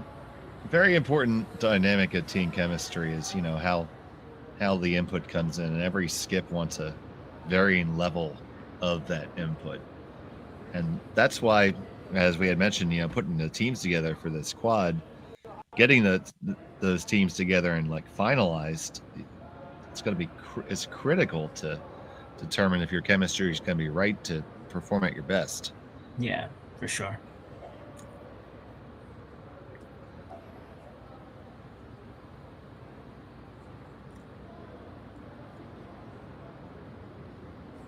I know if I ask for input, I want input. So here's the final stone from Kioti here in the 6th. Worst thing is, whatever you like, Skipper. I'm like, I know. I shouldn't have asked you. The exact same thing, Dave. I'm thinking, how often do you hold the broom at the other end? And it's a complete mess here. But this one is heavy, and that's going to slide right by. That was a really hard shot. I don't know that would have been my choice, but with Kevin, I thought he might actually go with the run back. But anyway, yeah, you're right about that. I know quite often you're, got a replay coming. Hey, we got out some quarters to the replay machine. Excellent. You see, it just never took that bite. No. Yeah, further to that, what your comment there was that it's another replay. Final stone. Yeah, well, it's the final stone of the 6th end. I think he's trying to see if he can dig it out to get 3 or just draw for 2 here. Not just to draw for 2. He gets his deuce, no problem. So MacEwan takes a 5-4 lead after 6 here from Sault Ste.Marie. We'll be back on Curling Stadium.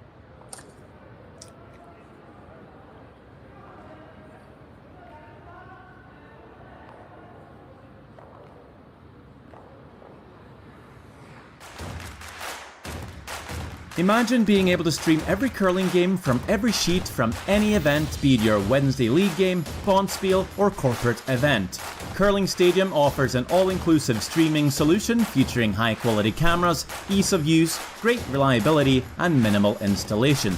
Offering your sponsors customizable ad space on your streamed curling games and being able to sell video packages to your corporate events for increased revenue. With Curling Stadium, you can stream to any device, be it your mobile phone, tablet, or computer. Push the feed to your desired platform, be it Facebook, YouTube, or any other social media. Curling Stadium is simply the way forward. Where it's commonplace in other sports to televise every game, we want to do the same. Curling is a global sport, and it's time it gets the coverage it needs.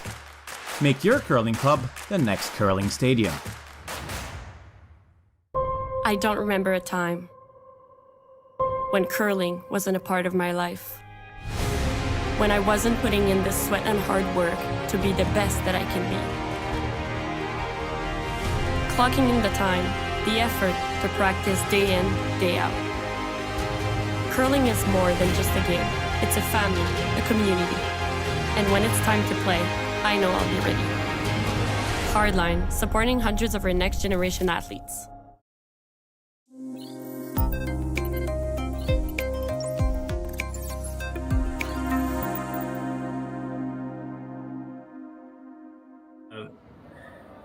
Go ahead. Okay, back here.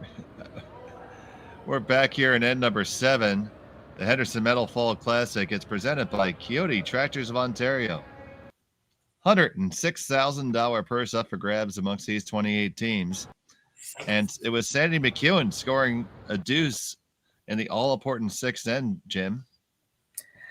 Yeah, a funny kind of an end. MacEwan kind of seemed to be on his way to having an easy effort to get 2, maybe even 3, and then they just placed one rock in the wrong place, and Cooey took it all away on a shot, but then MacEwan made a really nice out-turn draw to bury one, and Kevin's last shot was a little bit on the heavy side, and he just ends up with an open draw for 2. So well done. Sometimes you give back, and give an end away like that, it's hard to get your mind back in the right place for the rest of it, but he threw 2 great shots. He's played well. Yeah, it definitely shows. Yeah, it definitely shows a great mindset to be able to dig deep and come up with that skip's deuce after, well, what was kind of disappointing, really. Yeah.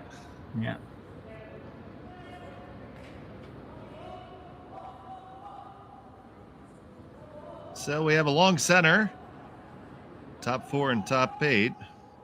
Garrick Martin.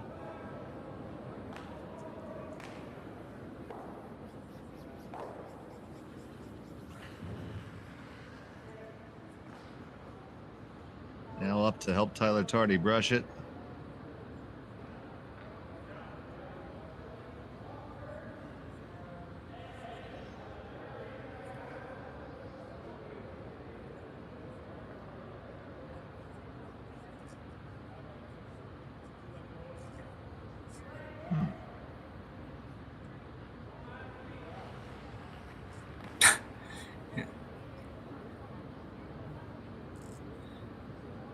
Can't decide what turn to go with here, but you know for sure you want to come under.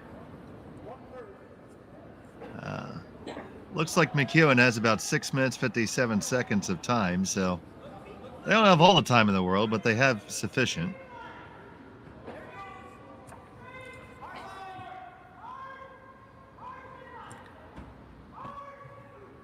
This one's going to tick the guard, I think.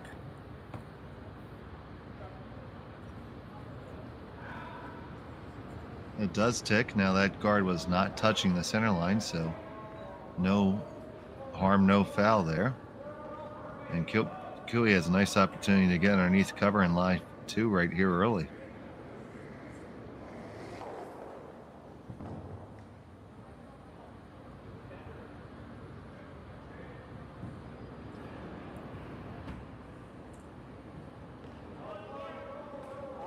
So we talked, Jim, about now the MacEwan rink dug deep and reset themselves. How do you do that now if you're Team Cooey? Because you certainly need to get things on the right side of the ledger here. Yeah, and they're in decent position here starting out. So, I mean, you know, Kevin's a veteran and would obviously be the favorite most of the times when he was playing against these teams. So I think he won't have any trouble with it at all. And the other guys have played it. Well, Carrick obviously played men's for a while now, and Tyler's got enough experience. I don't think they'll have too much trouble with that. Just getting their minds back into what they're going to do here and what they want to do here. The question will be a little bit of the question is, what do you want to do in this end? And I perfect world, I suppose you blanket, but you know, that's not always that easy to do in today's rules.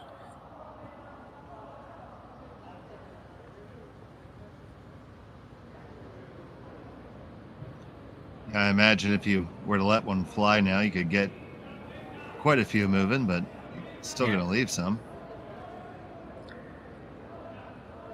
I think that's the inflection point we're at right now. Yeah. He's going to elect to throw the quiet weight hit here. So Tyler Tardy had a couple of lackluster shots last 10. Needs to dial one in here. Yeah, I was just thinking the same thing. He needs to have a much better end than he had the last end, because it was, you know, you just don't expect to see guys at this level miss 2 complete misses out of 3. This looks good, though. Well done.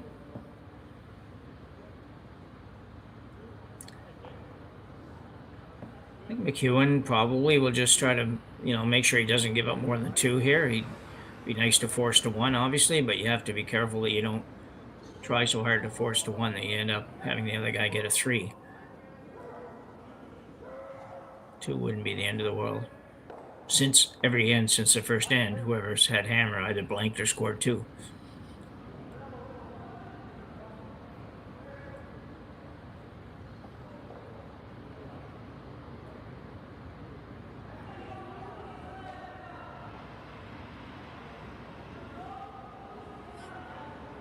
So here's Dustin with his first of the 7th.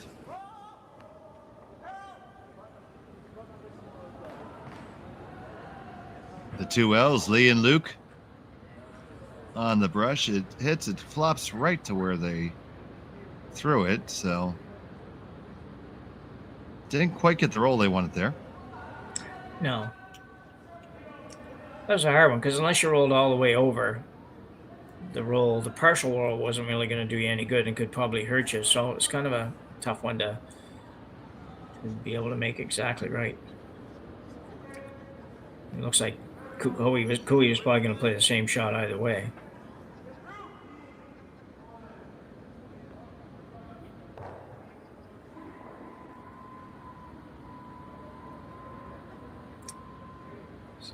Looks heavy, a little bit heavy. This is a bit heavy. Now Cooey's going to brush it back himself.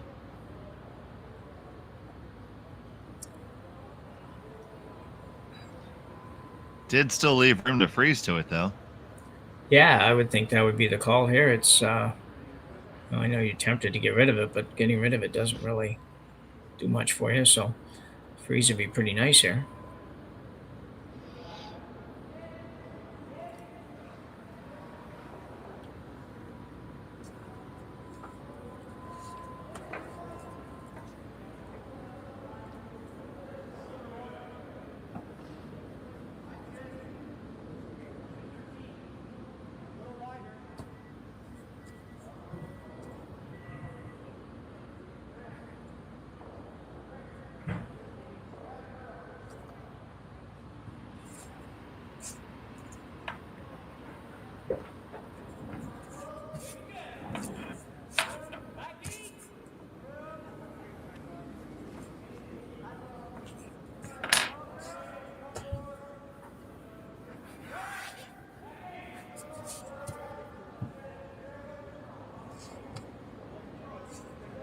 This one's curling up nicely. Now, is the weight right? That's going to be the big question. It gets there.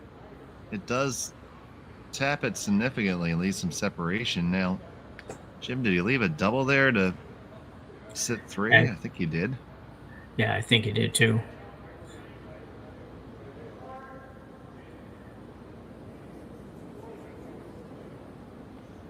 Truly a game of inches. Yeah, the only good thing for MacEwan, if he makes this double, if with a little luck it stays right there and you're able to use it again on the next shot. But if he ever hits it, makes a double and rolls up a little bit, then you're in some real trouble. So here's the delivery from Tardy.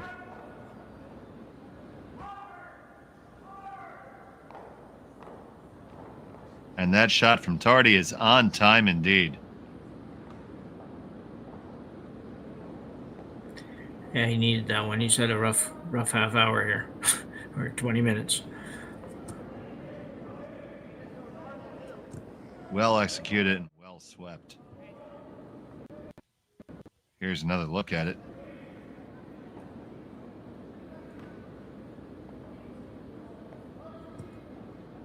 Just gets in there and catches just enough of both. Yeah, I'm not sure where he had to hit it. If he could have hit it, I think it's probably a little tiny bit thicker and just spun it up a little bit would have been that much better. But he's playing the double here, I guess.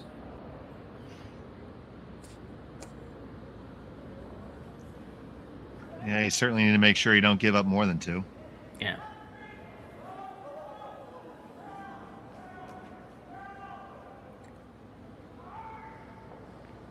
No shortage of weight in this shot. And does make sure the double goes. Yeah, that was pretty heavy.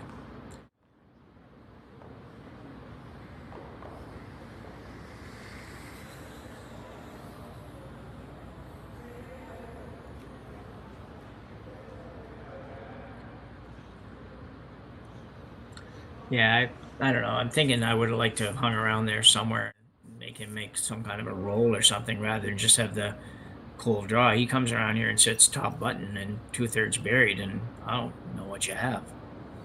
I think the technical term for it is you're screwed. Yeah. It's. So here's the first from Kioti. And try to really get this in the perfect spot and own the 4-foot. Martin not touching it. Does not look light, and it's got a long way to curl. And that is sliding to the 4, to the back 8.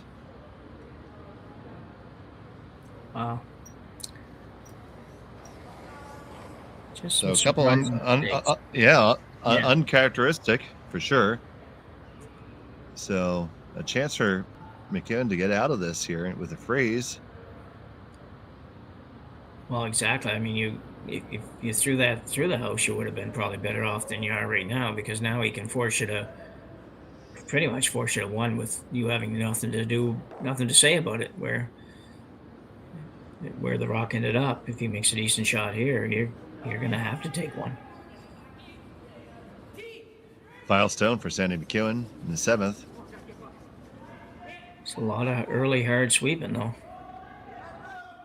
Oh, coming off a little bit now. Now they're seem to be a little bit happier with it. Heavy clean, and now just going to carve it in.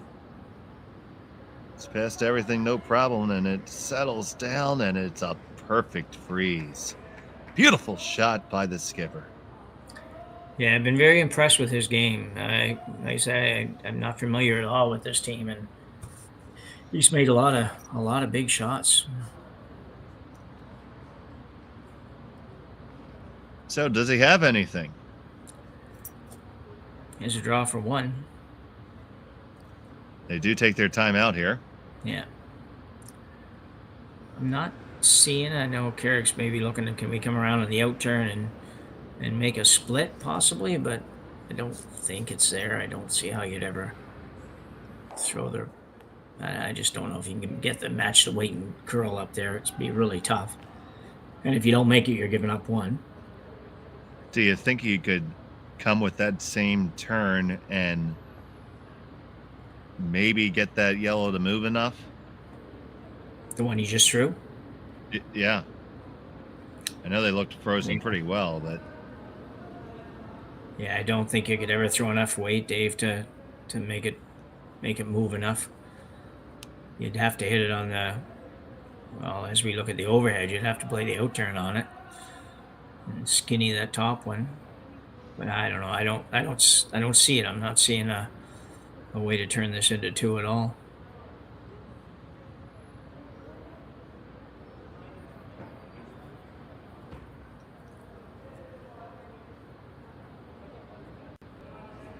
that's the eternal question here. How do you make this pile of chicken droppings into chicken salad? Well, yeah. They're taking ice like they're going to try to move it a little bit. Well, don't know if that's draw ice. Yeah, I know. It doesn't know. It's not enough ice for draw, I don't think either. I think if he had, with Kevin, I think if he had 2 inches of gap there, he might be able to do it if he could throw a little more weight. I don't think you can make this, but we'll see. Well, Kevin Kioti, final stone and number 7. Trying for some wizardry here.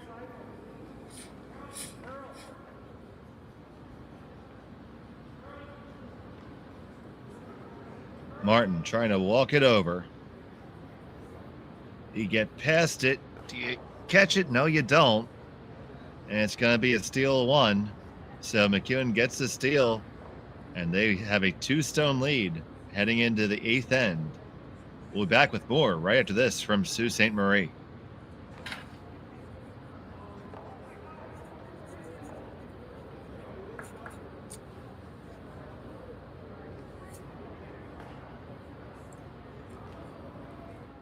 I don't remember a time when curling wasn't a part of my life. When I wasn't putting in the sweat and hard work to be the best that I can be. Clocking in the time, the effort to practice day in, day out. Curling is more than just a game. It's a family, a community.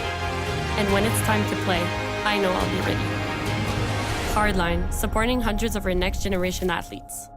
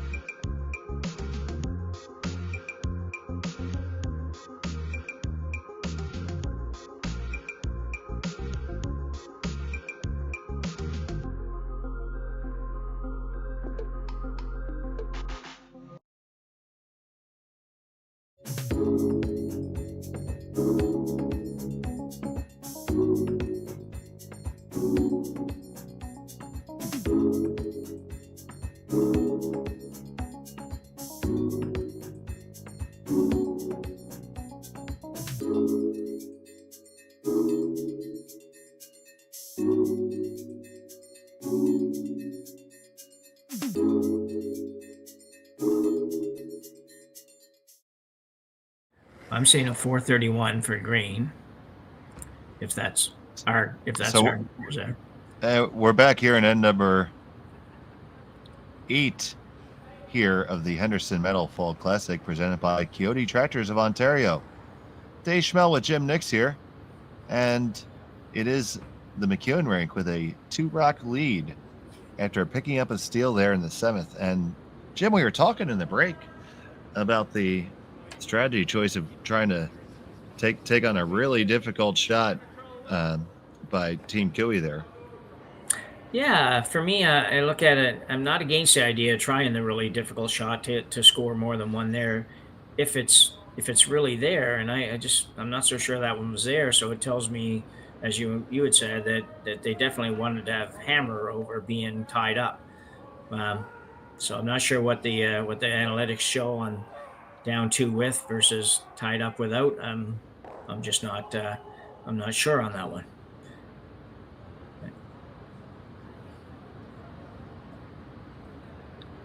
You've got to score 3 here now, or you're in the same position as if you had taken 1 the previous end. So either way, it's a tall order for Team Kiwi. Now they have to execute for two ends in a row instead of 1.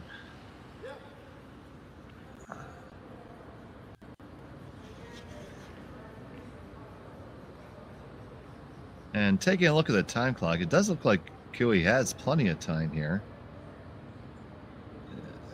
I think I see 11 minutes on the green clock and 4 minutes on the yellow clock.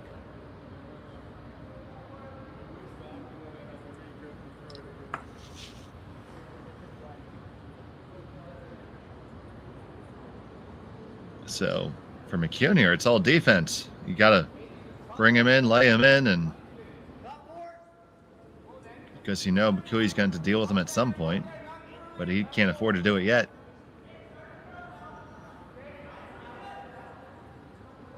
No, true enough.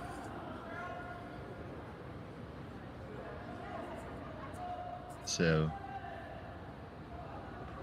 Luke looks as that stone comes in. Probably comes a skosh deeper than they would have liked to, and I think Cooey's going to come down to it right now. Yeah, so it just looks like 4 minutes for Cooey now. Just under 4 now, 3:59 or whatever. Okay. But there's still quite a bit of time, especially for Kevin. He's used to having about 1.5 minutes left to play this end. So he is somebody that just plays slow. He just obviously enjoys that tempo of a game, and he's never run out of time. No.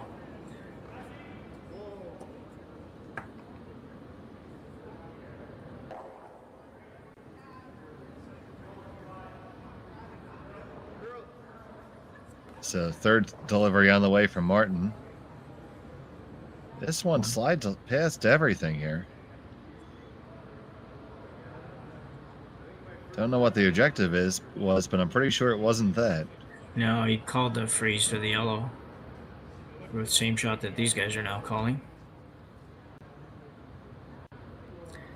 The Kui rink really just has not been terribly sharp. They've had a few moments, but they've had just too many of the easy misses, if you want to call them that.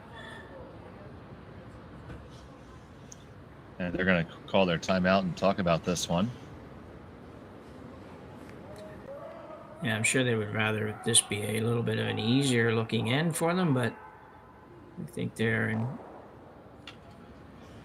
pretty good shape. That's the tough part when you're playing somebody like Kui or most of the top teams. It's you've got to look at so many shots that you just wouldn't normally even consider somebody making. So, like you're looking now at, well, what happens if he plays this out? The run back on the far green one on the right as we look at the long view, and what does that do? Well, that's not a shot that in my club that I would ever be looking at. So it's interesting. But there's got to be some safety in numbers, I think. So I think he's going to end, at the end of the day, I'm expecting he'll end up calling the same shot he started to call, and that's right in on top of the other one. Yep, I definitely agree with that call. And so taking a look at some of the other games going on, John Epping got a victory over Shinzo Abe, 10-2. I'm pretty sure he wasn't playing against the Japanese former prime minister. Corey Dropkin 9-3 over Smith. Keane 6-3 over Park. That game's in the 7th.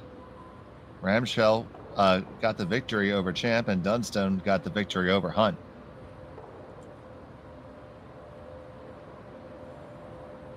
But we still have some work to do here. Uphill battle for the Kui rink now as they're going to try to really apply the pressure here. They can lock one on. Stones away from Ouimet. Has to get there. Looks a little bit light. Can you drag it all the way there? No, it's just going to be a nibbler. Might have got over just far enough that there's no real run back on the yellows to cause a lot of grief in there. But unfortunately for Kui now, he's almost in a position where he's going to end up having to play a shot or two to open things up, which is not ideal when you're down 2. Well, you might actually look at that long angle raise, or you might be saving that for some kind of hero shot at the end. But yeah, I think that's a good time to play it now, actually. But yeah, I don't know if it lines up perfect for the double on the yellows, but it could actually. I guess if you hit it in the right place, it would. There's a nice shot of it here from our high camera. It does look like, it could possibly go. Yeah.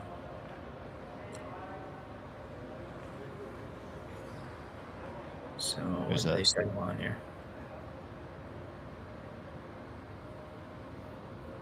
Yeah, it looks like it's going to be some cleanup in the middle. There's a look at the time clock, 2 minutes and 38 seconds. Shows you the difference, team ahead or the team behind, because they were dead even at about 3 shots ago.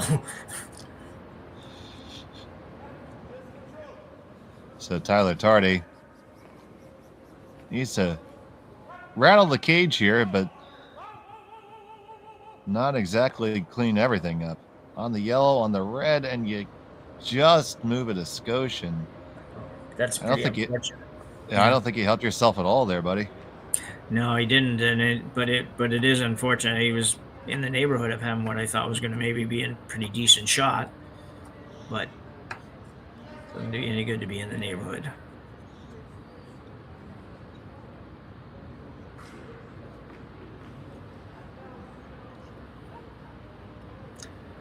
From the YNCU Curling Center, which is your neighborhood credit union.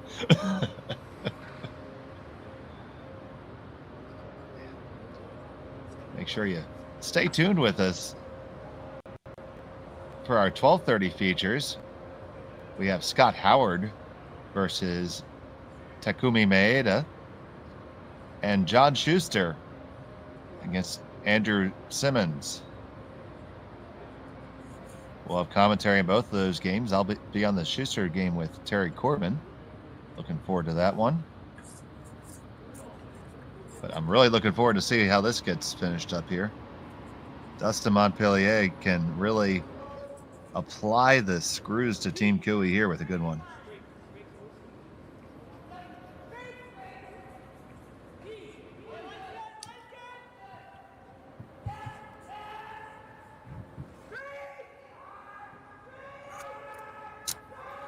Coming on into the picture here and just past the guard, and that comes right to the 4-foot protecting shot rock.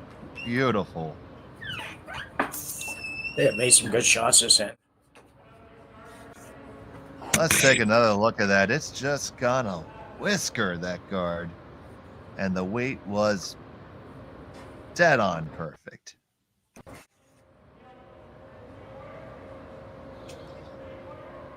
So, Tardy's desperation time now here for Team Kiwi. They had to come up with some absolute wizardry here.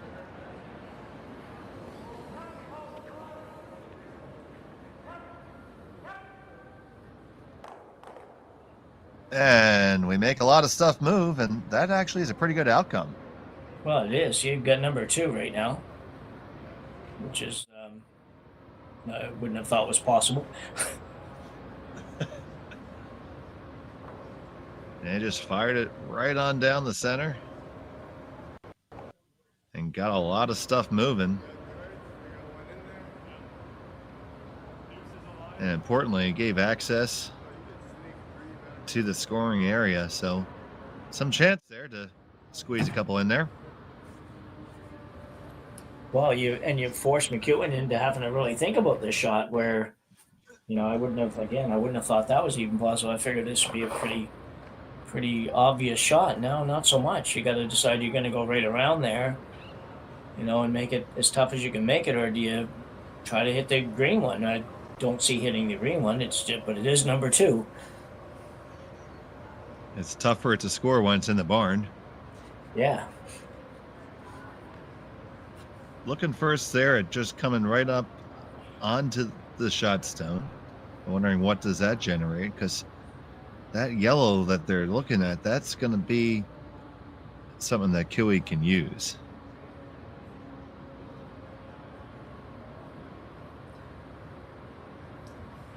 I sort of settled on the guard. I don't know about that. This overcurls just a little tiny bit. We could make the thin double. It's not easy, but it's there. And if he makes it, and your guard's out there, that's not going to be good. I'm surprised he's not coming right around. Same shot they've been playing for the last few shots. Actually, that's what I think I would do.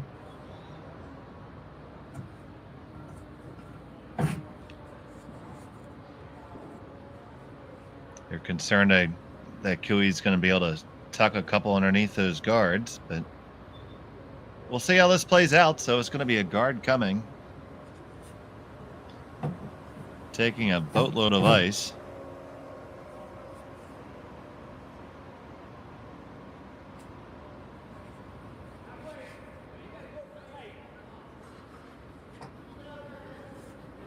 This would be good if you can get it exactly in the right spot, but.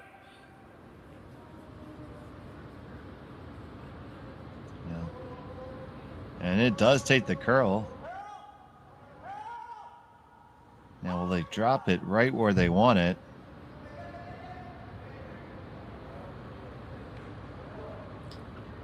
It's probably pretty good. 3-4 more inches of curl would have been ideal, I think. But there's a hole there, but the hole doesn't necessarily do Kiwi a lot of good, because I don't know if he can go through the hole and stay. And I believe the Kiwi rink has called a timeout.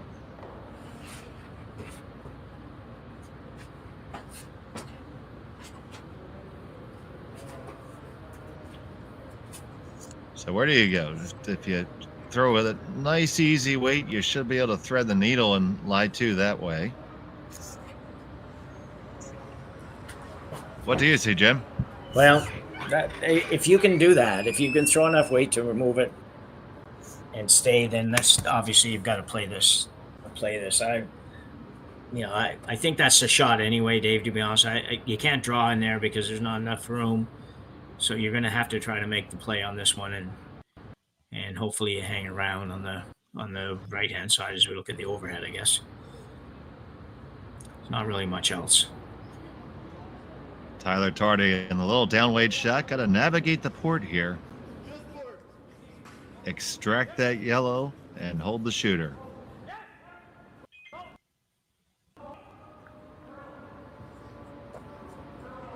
Past the guard, no problem. The yellow's going, no problem. Now, where is it going to roll? Rolls to be a pretty good spot, and you're sitting 1-2 now. Yeah, very nice shot. I don't think you could have done it much better.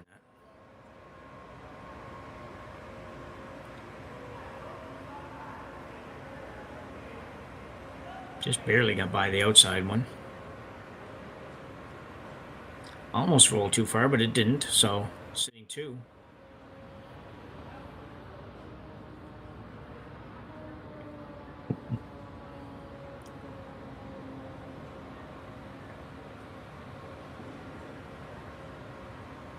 Try to hit this and stay more or less right there. I guess if you could roll an inch, maybe that would be good, but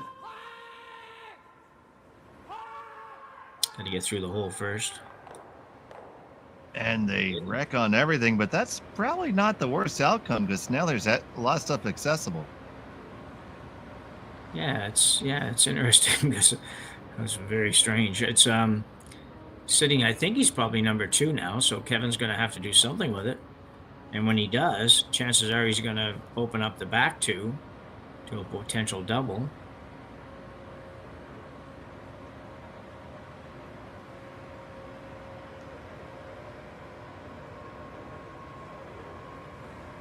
Yeah, so he's got to take that one that's just outside of our scope of vision there.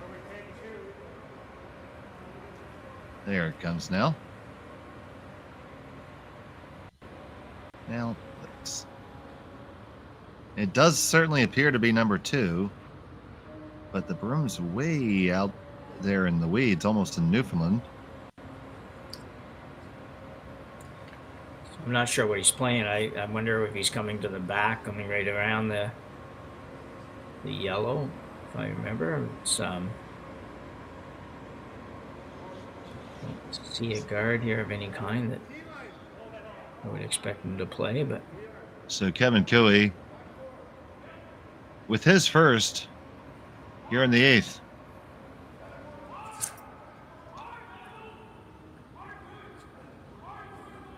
Martin trying to drag it around, gets past it, a little rub off your own, and you tuck it in there.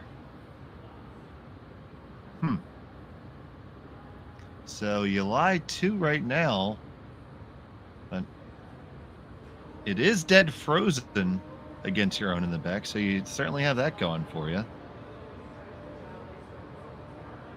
Any way make all 3 of them go? yeah, if you want to run your yellow one back, that'd be the only way, I think. If you run the yellow one, though, it's a good thought, though, Dave, because it definitely is there if you run the yellow, but it's risky, but it's got a chance to beat Kevin Kioti here. Might be worth a try. No, but he's gonna draw right in there and say you're gonna have to find a way to make the greens count. Yeah. And I think if he makes this really good, then I don't know. Again, I think Kevin's in almost the same position as last time. I'm not sure he's going to have a shot. So, don't forget that long. Yeah, he's got to make this, but don't forget that long guard hanging out there on the wings. Yeah. He's been really good with draw weights so far in this game and made a lot of good shots that way. But the shot he just threw, he didn't throw real well. So. Got to curl a lot yet. Working this one hard. Gets over there. It's going to rub. It's shot stone for now, but there's some separation for sure. Yeah, they did a good job making that one curl as much as it did, because I didn't think he'd even get that far over. And definitely a 2 here. You got to get pretty much to the nose of the yellow, though, or as close to the nose as you can, I guess. That's about all you Yeah, still got 30 seconds to do it. He wouldn't have it any other way. Kevin Cooey, final stone, and number 8.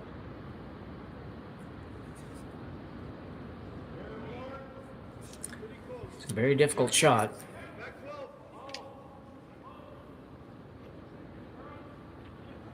Tardy on the call. Martin on the brush. Now we're trying to work it over. Now straight. Back and forth. You got to just slide by. You slide by. Push it. Did you move it enough? I don't know if you did. Yeah, I think he did. He kicked them all out of the way pretty quick anyways. Yep. So a beautiful deuce there by the skipper. And... Oh, they don't play extra ends? Or yeah, they are. They're taking them to the other end. I haven't seen that for a while. for the viewing enjoyment of the folks in the warm room, we'll send them back the other way. Bonus curling upcoming after this. On behalf of the volunteer board, the support team, and all the families who will be helped by this year's Sandra Schmerler Foundation Telethon, thank you for being a part of this historic moment. $1,126,014, a new record, exceeding our goal, and most importantly, countless families from St. John's to Victoria to Yellowknife and babies in over 100 hospitals in between will be impacted by your generosity. And we couldn't do it without the amazing partnerships we have with Curling Canada, TSN, and Net2Phone Canada. They connect you, our generous supporters, with so many of the Scotties participants and our volunteers on Telethon Day. A special thank you to Jocelyn and Brett for sharing little Luke Gallant's stories, and all of the families across this great country who shared stories of how Sandra's legacy has helped their little ones grow up and become champions. In each of the last 3 years, because of generous supporters like you, the Sandra Schmerler Foundation has been able to give back $1 million to help babies in every province and territory. And this year's telethon will ensure we can continue that incredible momentum. Thank you for helping champions start small. Thank you, Canada!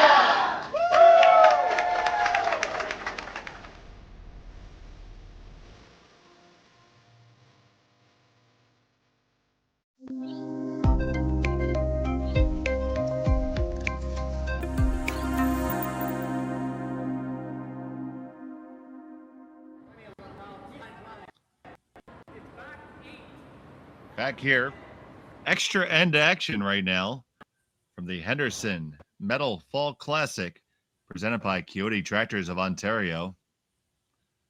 We got an absolute barn burner between Kevin Cooey and Sandy MacEwan. Last end, Cooey coming up with a darn near impossible deuce to force the extra. Now it is MacEwan with hammer throwing the yellow stones.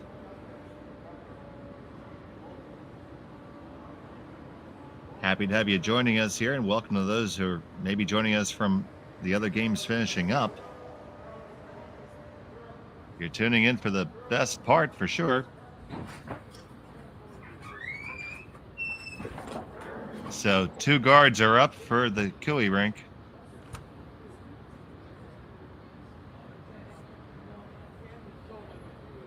MacEwan with one on the 4-foot, adding a second one in. I'm Dave Schmel, and I'm joined here by Jim Nix, and it's been a thriller. Yeah, it has. The last few ends have been just wild and woolly for sure. Wild and woolly. Wow. I'm going to have to write that one down. That's a new one for me.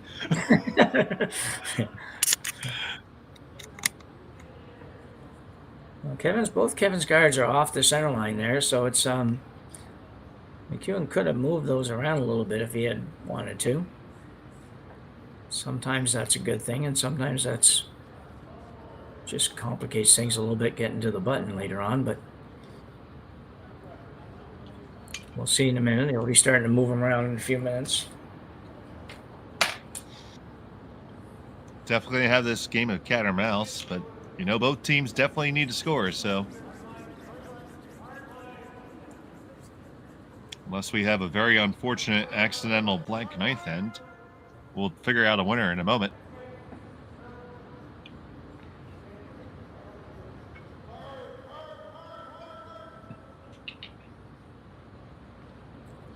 Coming right onto the corner of that. That's a nice rock you can use later. That is, yeah.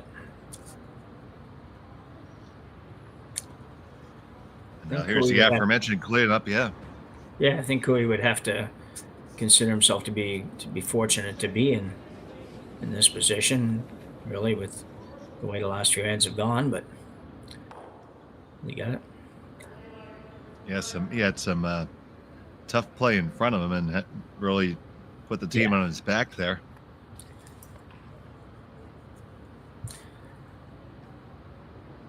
But that's why the skippers get the big bucks.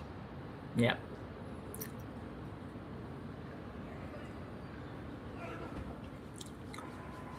Yeah, the last shot last time was quite nice.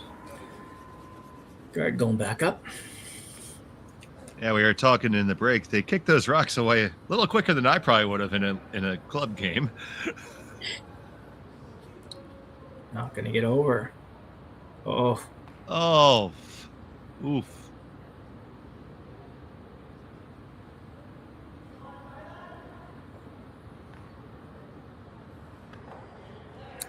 It wasn't for a lack of, it'd been that kind of day for Tyler Tardy, exactly. Yeah, kind of day for Taylor and Tyler rather, and kind of that day for Cooey, where they've just had some really uncharacteristic misses on shots that are not difficult at this level.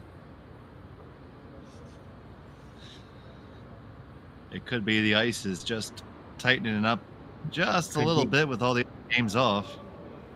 No, very possible, yeah.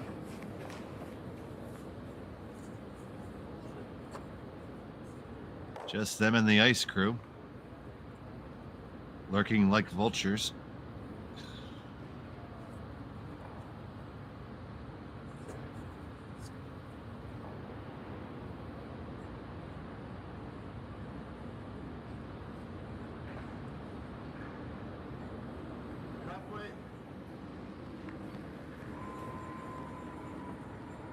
So now we need to put that guard up again.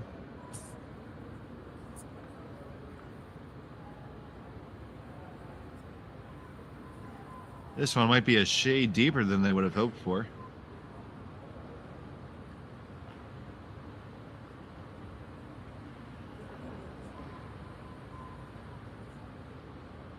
Looks like they're just going for the straight peel.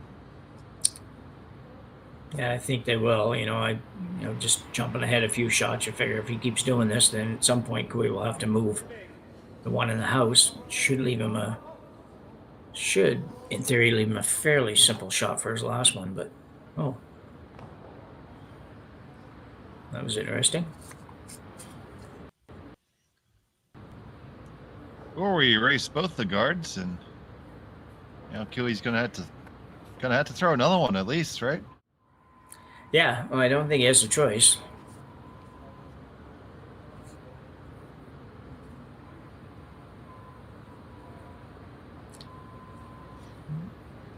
Interesting that the second yellow spins into the house there. Yeah, I'm sure nobody was really looking at that as something that might happen, but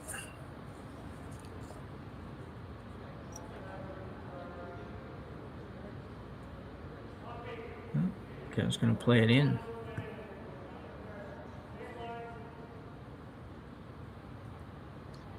Try to set up the proper stagger here. Always a danger coming in because it's off even by a millimeter. Get out that magic eraser. Yeah. They do set up good that if you can put it in roughly the right place here, that it should be very difficult to get rid of the greens, but I would expect that they would make a run at it and see what happens.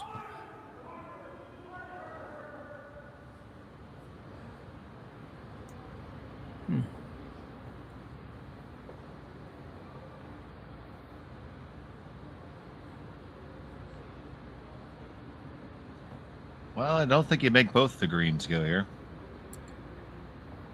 I think it would be difficult for sure. You'd have to hit that pretty hard on the high side. Can I get some input from the second here?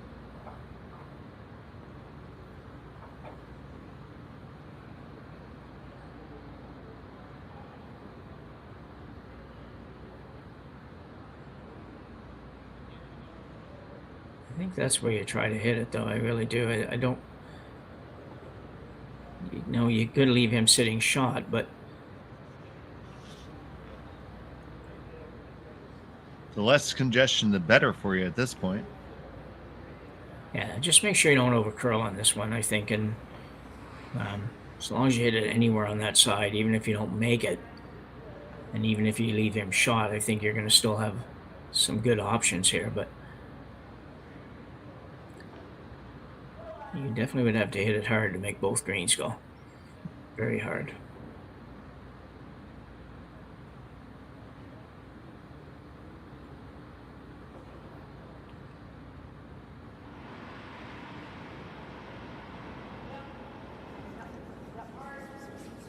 Well, here's Dustin throwing it quite hard. And gets them both moving, and they successfully shoo out the green without brushing it.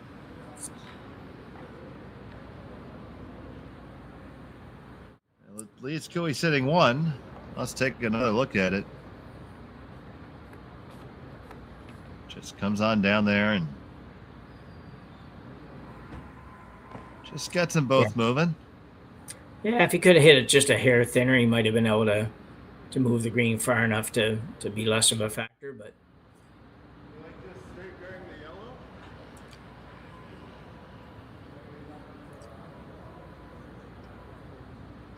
tough part here for Kioti is where do you go with this one? It's a very hard shot to guard because you've got to guard the pick, and then you've got to guard the little slash there, both of which would be very makeable for MacEwan. Corner there, that works too, but there's a very good chance that he'll take a blast at the whole pile. Have to make sure the angle was right on the front one.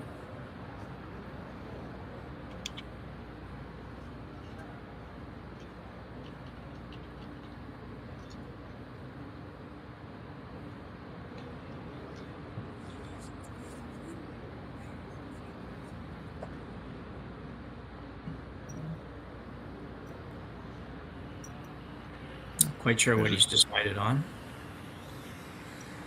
Good look at the angles there.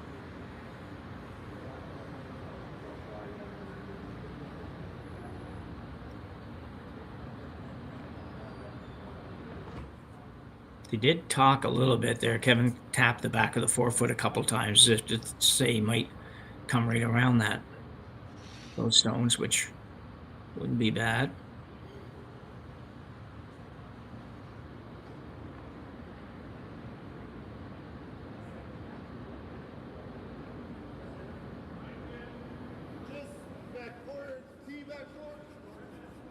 So the first stone of the extra away from the 4-time Brier winner.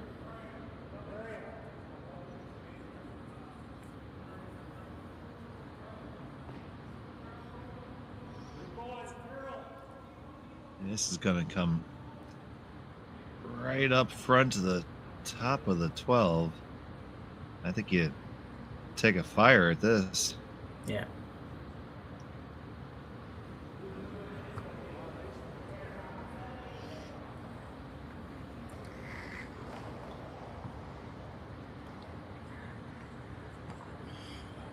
Yeah, it's interesting. I think it's you've got to try to make the run on the greens. You're still going to leave a come around more than likely because your shooter's probably going to stay right there or very close to right there. But it's about all you have anyway, I think. Kevin's rock had gone another 2 feet along that same line, and he might have actually put it in the spot that MacEwan couldn't get them all. So Sandy MacEwan makes that run excellently and clears it out. So yeah, very nice dispatches, shot. Dispatches both greens there. Beautiful shot. Talk about it, Jim. Yeah, it really well thrown and well played all the way down the sheet, and he actually was able to move his shooter out of the way too, which could have I was envisioning the shooter perhaps staying right there and giving Kevin the come around. Now he's got a lot tougher shot. So great shot by MacEwan.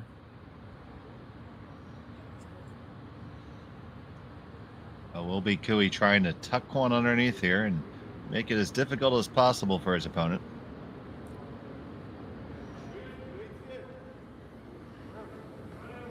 His final stone of the extra is on the way.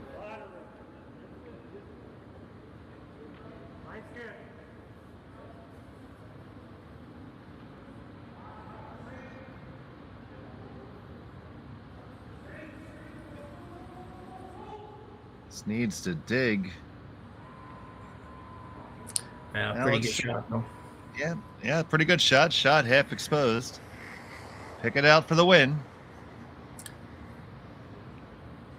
I think he's going to probably play his yellow one back, actually. Yeah. That works too. Yeah. Yeah, and he just basically just kind of threw this shot.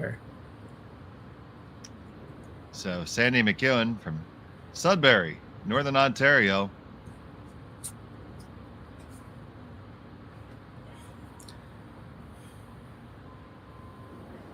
With the final stone of end number 9.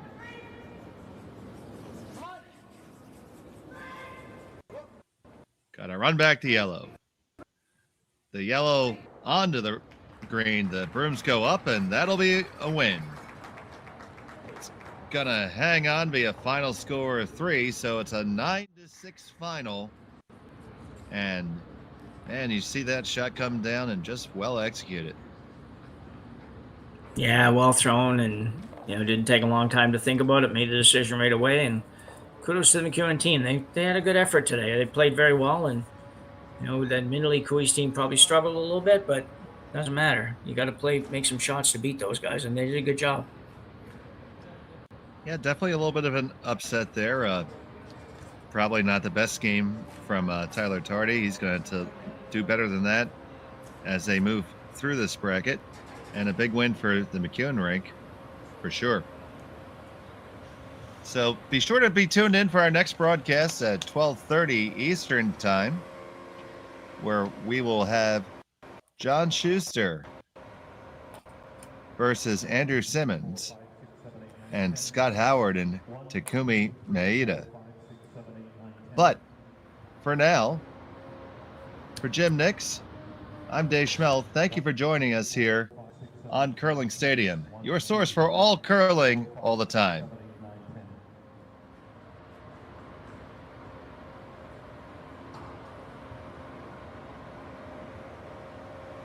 Hey, curling fans at High Park and sitting at home watching the Stu Cells Toronto Tankard at StuCurls.com. Look after the game. We're just up the road from High Park. Come to my house in the Junction, have a cocktail, have a late night snack, and talk about the game. Handcrafted in Canada, Hardline's Ice Pad has revolutionized curling for over a decade. Engineered with top-tier precision and durability, it is backed by an unmatched 10-year warranty. Designed for curlers at all levels to sweep effortlessly with maximum efficiency, it is trusted by the world's best curlers, including Olympic and world champions. It is quite simply the best broom in the game. Hardline, join the revolution.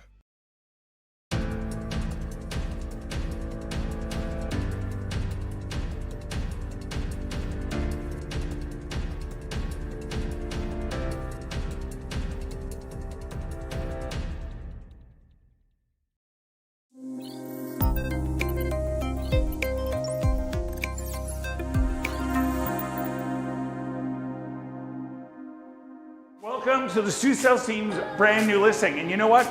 You are not going to find condos like this in the city anymore. Because when they built these, they built them for living and size. This place is ginormous. It's not these little 800 square foot, 2-bedroom, 2-bath where you're jammed into it. Look at the space we have. Look at this gorgeous view we have of the Rosedale Valley Road and the Rosedale Valley. It's beautiful. So check it out. We've got 2 bedrooms, 2 bathrooms.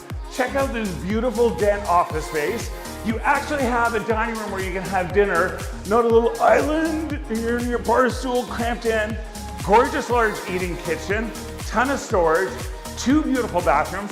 Check out this gorgeous parquet floor that has been stained in this beautiful dark stain. That's awesome. And you know what? Don't get me going on location. We are right at Yonge, just south of Bloor. There's Yorkville, there's the TTC. You can go up to Summerhill Market. You can head downtown to the east at Dundas Square. You can go down Rosedale Valley Road and get to Cabbagetown and get to the Bayview Extension and get onto the DVP. It's such a great, great, great location. So look, go to StuSales.ca, see all the photos, the videos, and give me Stu a call for a personal tour. Hey curling fans at High Park and sitting at home watching the Stu Sells Toronto Tankard at StuCurls.com. Look, after the game, we're just up the road from High Park. Come to my house in the Junction, have a cocktail, have a late night snack, and talk about the game. Hey Stu Sells Teams followers, I am just finishing my coffee out here on this balcony of our brand new listing. Now look, I keep saying it. I'm going to say it again. The Bank of Canada is cutting interest rates. It is going to turn back to a seller's market. So you got to get in. And we are in this amazing condo that you can get into the market. We're $600,000. We're 2 bedrooms. We're a den. We're 2 bathrooms. Totally renovated. You don't have to do anything. You don't even have to pick up a roller and paint. It's all been done. The den is a perfect home office. We have these gorgeous wide plank floors, brand new kitchen. The cabinetry is so cool. The grain of the wood actually follows itself. These sellers have taken a lot of time with detail, quartz counters, gorgeous walk-in glass shower in one of the bathrooms, stone floor, beautiful extra big master bedroom with a 4-piece ensuite, big walk-in closet. These owners built this huge storage unit, a ton of storage. We're in a great building. It's got a gym, party room, really nice amenities on the main floor. And you know what? Up, up and away. We're right at the Up Express in Weston. Look, go to StuSales.ca, see all the photos and videos, and give me Stu a call for a personal tour.